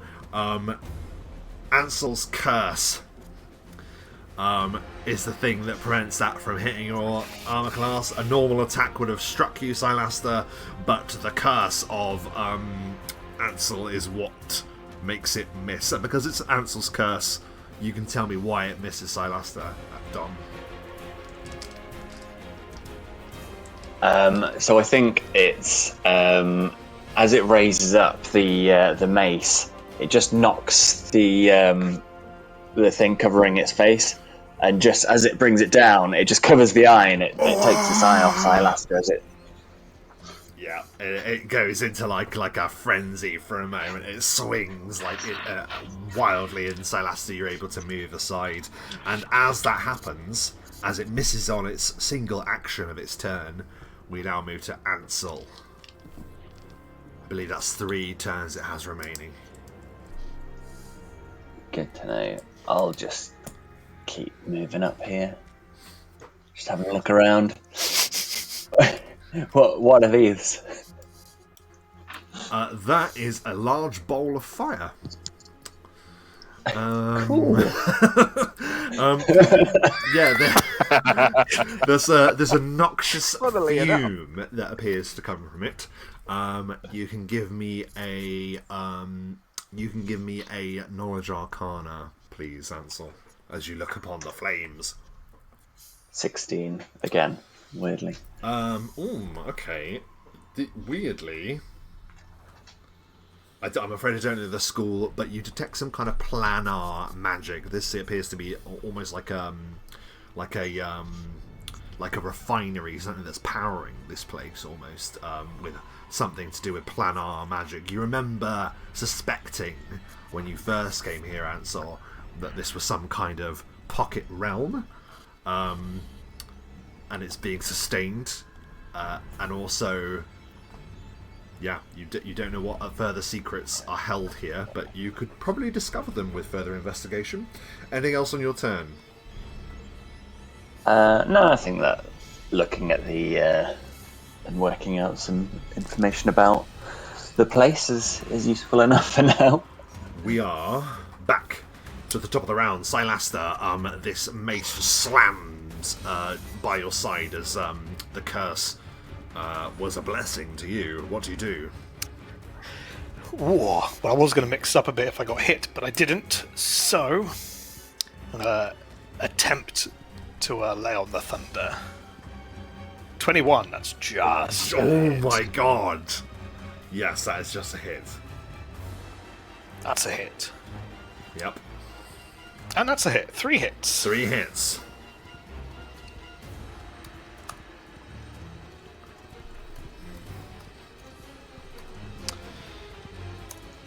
Oh, that's slightly better. 48 over 3 hits.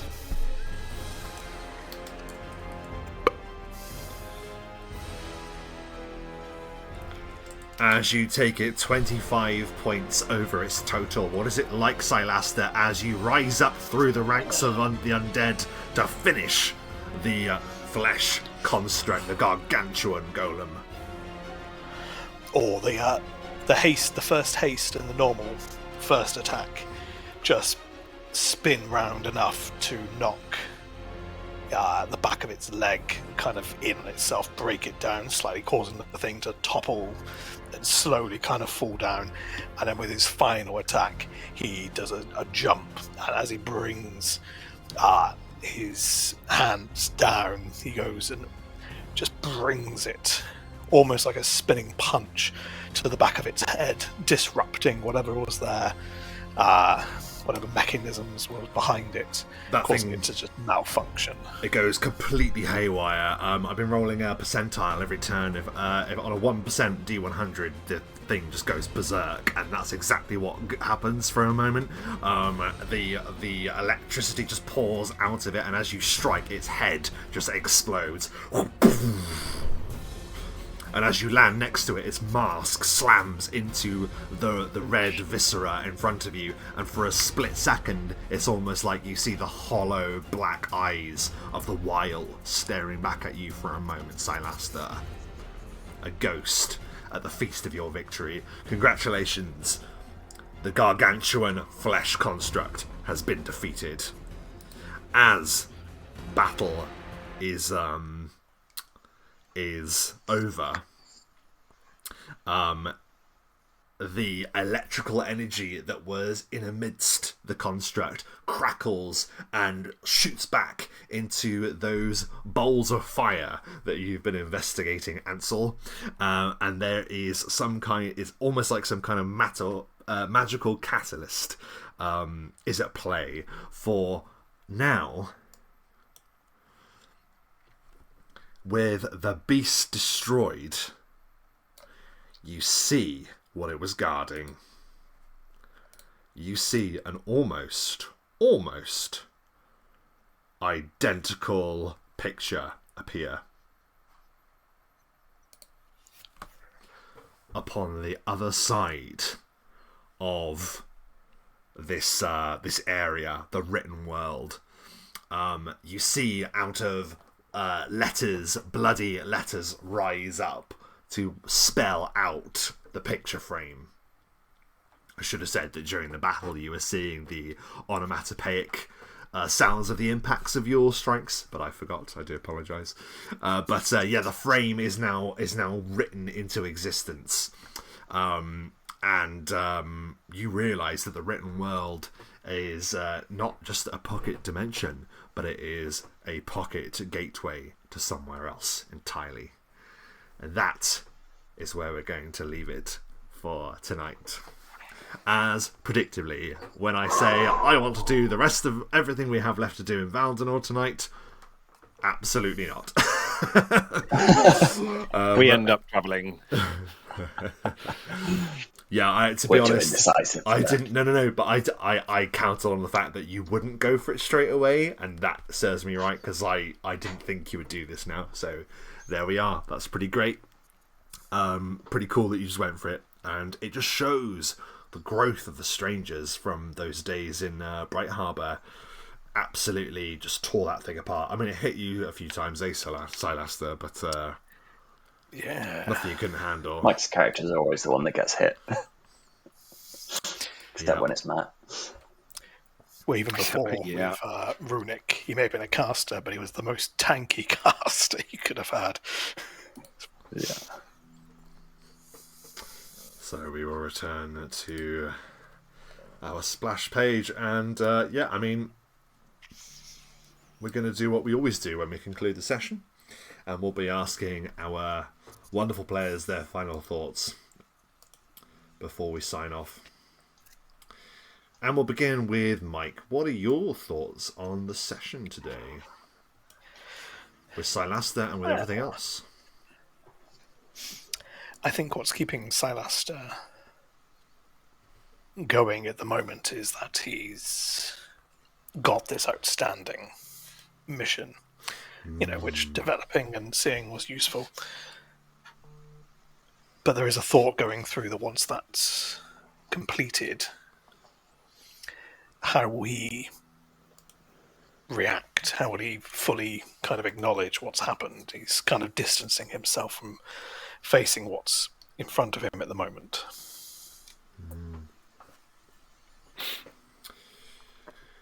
Very good. I very much enjoyed with Silaster. I like the reconnaissance. I like the reference to him sort of 1,000 yards staring.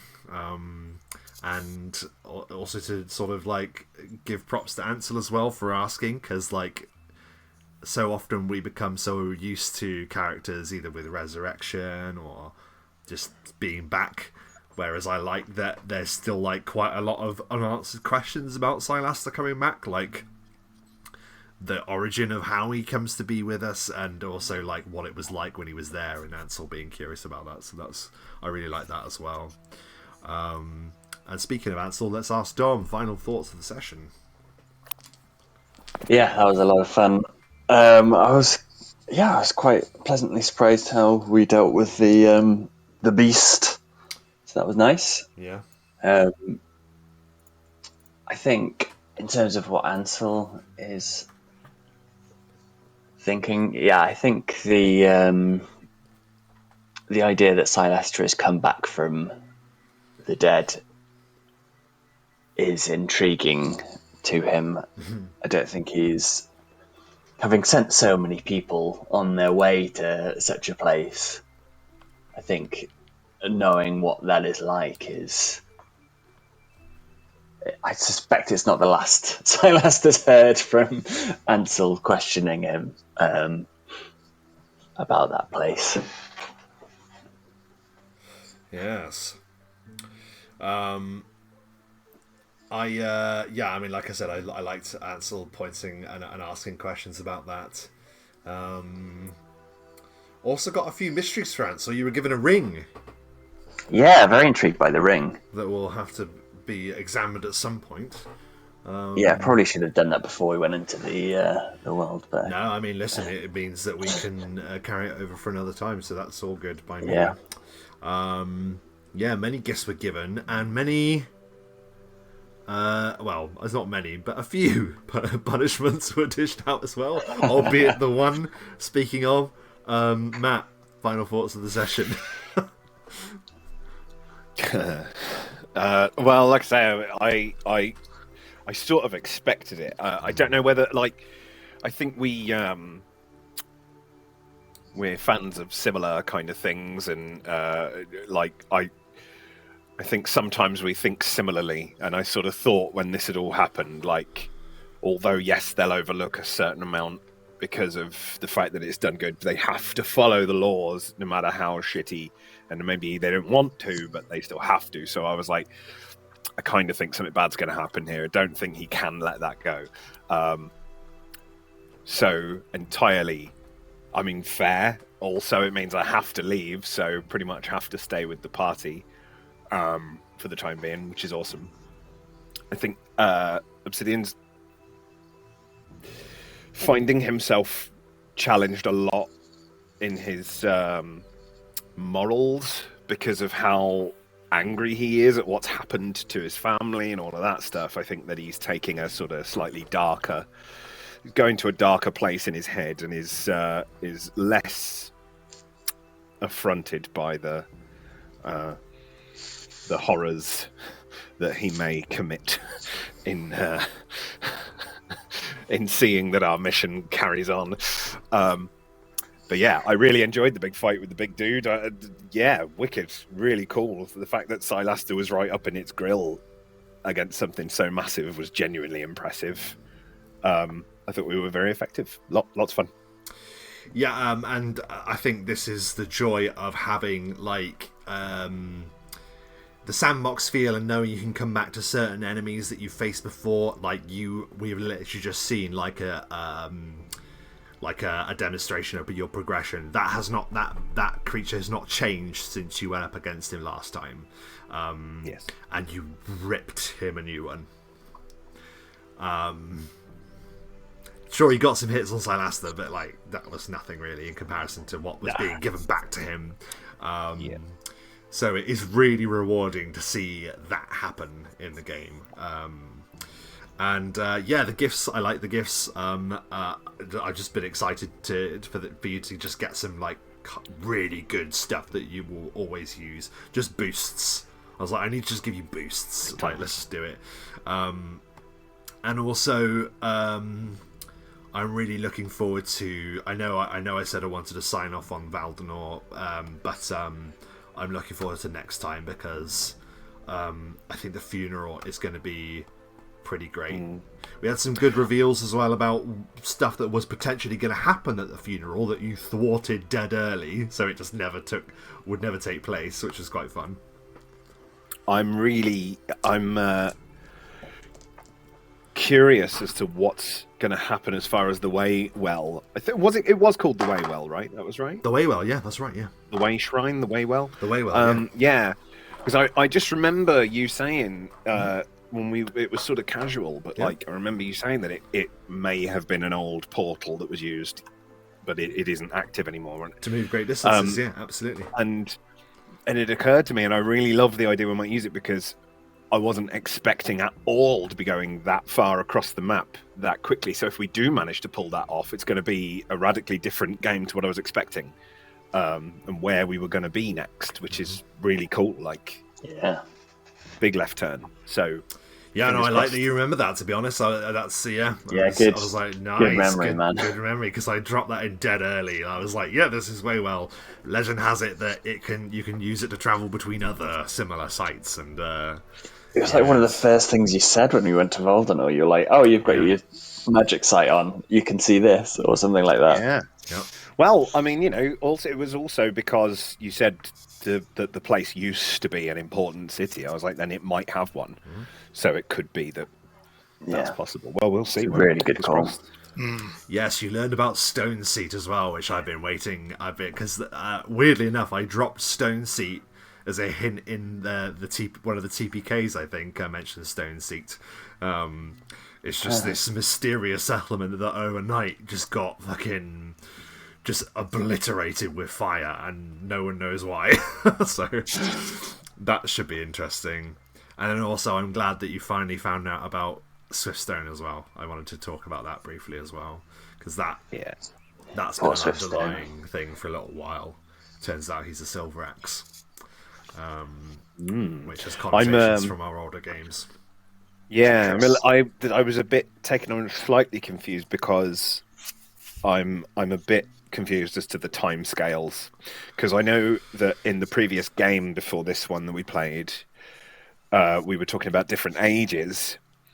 The third age, which was the time of our previous games, and I thought it was more like 1,000 years. I think it was a massive amount of time. Like, well, that's just it. So when it this might one's have been, taking place, that's the problem. I'm a bit confused. That's the point. It might have been because the Planar War took place between the 3rd and the 5th. The 4th era was the Planar War, and it fucked everything. So it could well have been thousands of years. Right. But it's just the amount of time. It could have been a few years. But the amount of time as far as everyone Hammerstone else is has been in aware, the sleep. it's only been like 100 years, and Droskor is currently in a in a sleep, the ever sleep, which was it just threw me a little bit because I thought Droskor would have been long dust by now. We never would have asked because your characters don't know that character, so it just never come up until literally his son just rocked up. Which I hope you don't mind me taking the liberty of naming your favourite character's son, Michael. It's perfectly fine. As I said, he's asleep. Maybe he didn't know. Yeah. I'm pregnant. Yeah. Ooh, I'm going into the Eversleep. I mean, we've taken the liberty of naming Matt's actual son, I haven't we? can So. relate. That's true. Yes. I got to say, the Eversleep sounding quite appealing, actually. I shall slumber for 4 and 20 years. Great stuff. Well, all right. Good chat. Nice to have those things talk through a little bit at the end of the session, but we will call it there. For those watching live and after that, thank you ever so much for dropping by. If you like this video, give it a like. If you'd like to see more like it, subscribe. And of course, if you want to join us live on Twitch, hit that bell. This week we are definitively have booked in talking about some rewards and stuff for those that follow and watch us live. So we're going to be dealing with that this week. So that's influence really the game as we play a little bit. A little few tidbits of chaos that we can. A little bit of chaos. We love a bit of chaos that you guys can influence. So anyway, all that said, hit the bell and follow us on Twitch. Thank you ever so much for watching, and as we always say, bone them rolls. Take it easy. Bone them good. Bone them. Bye. Spot on. Bone it.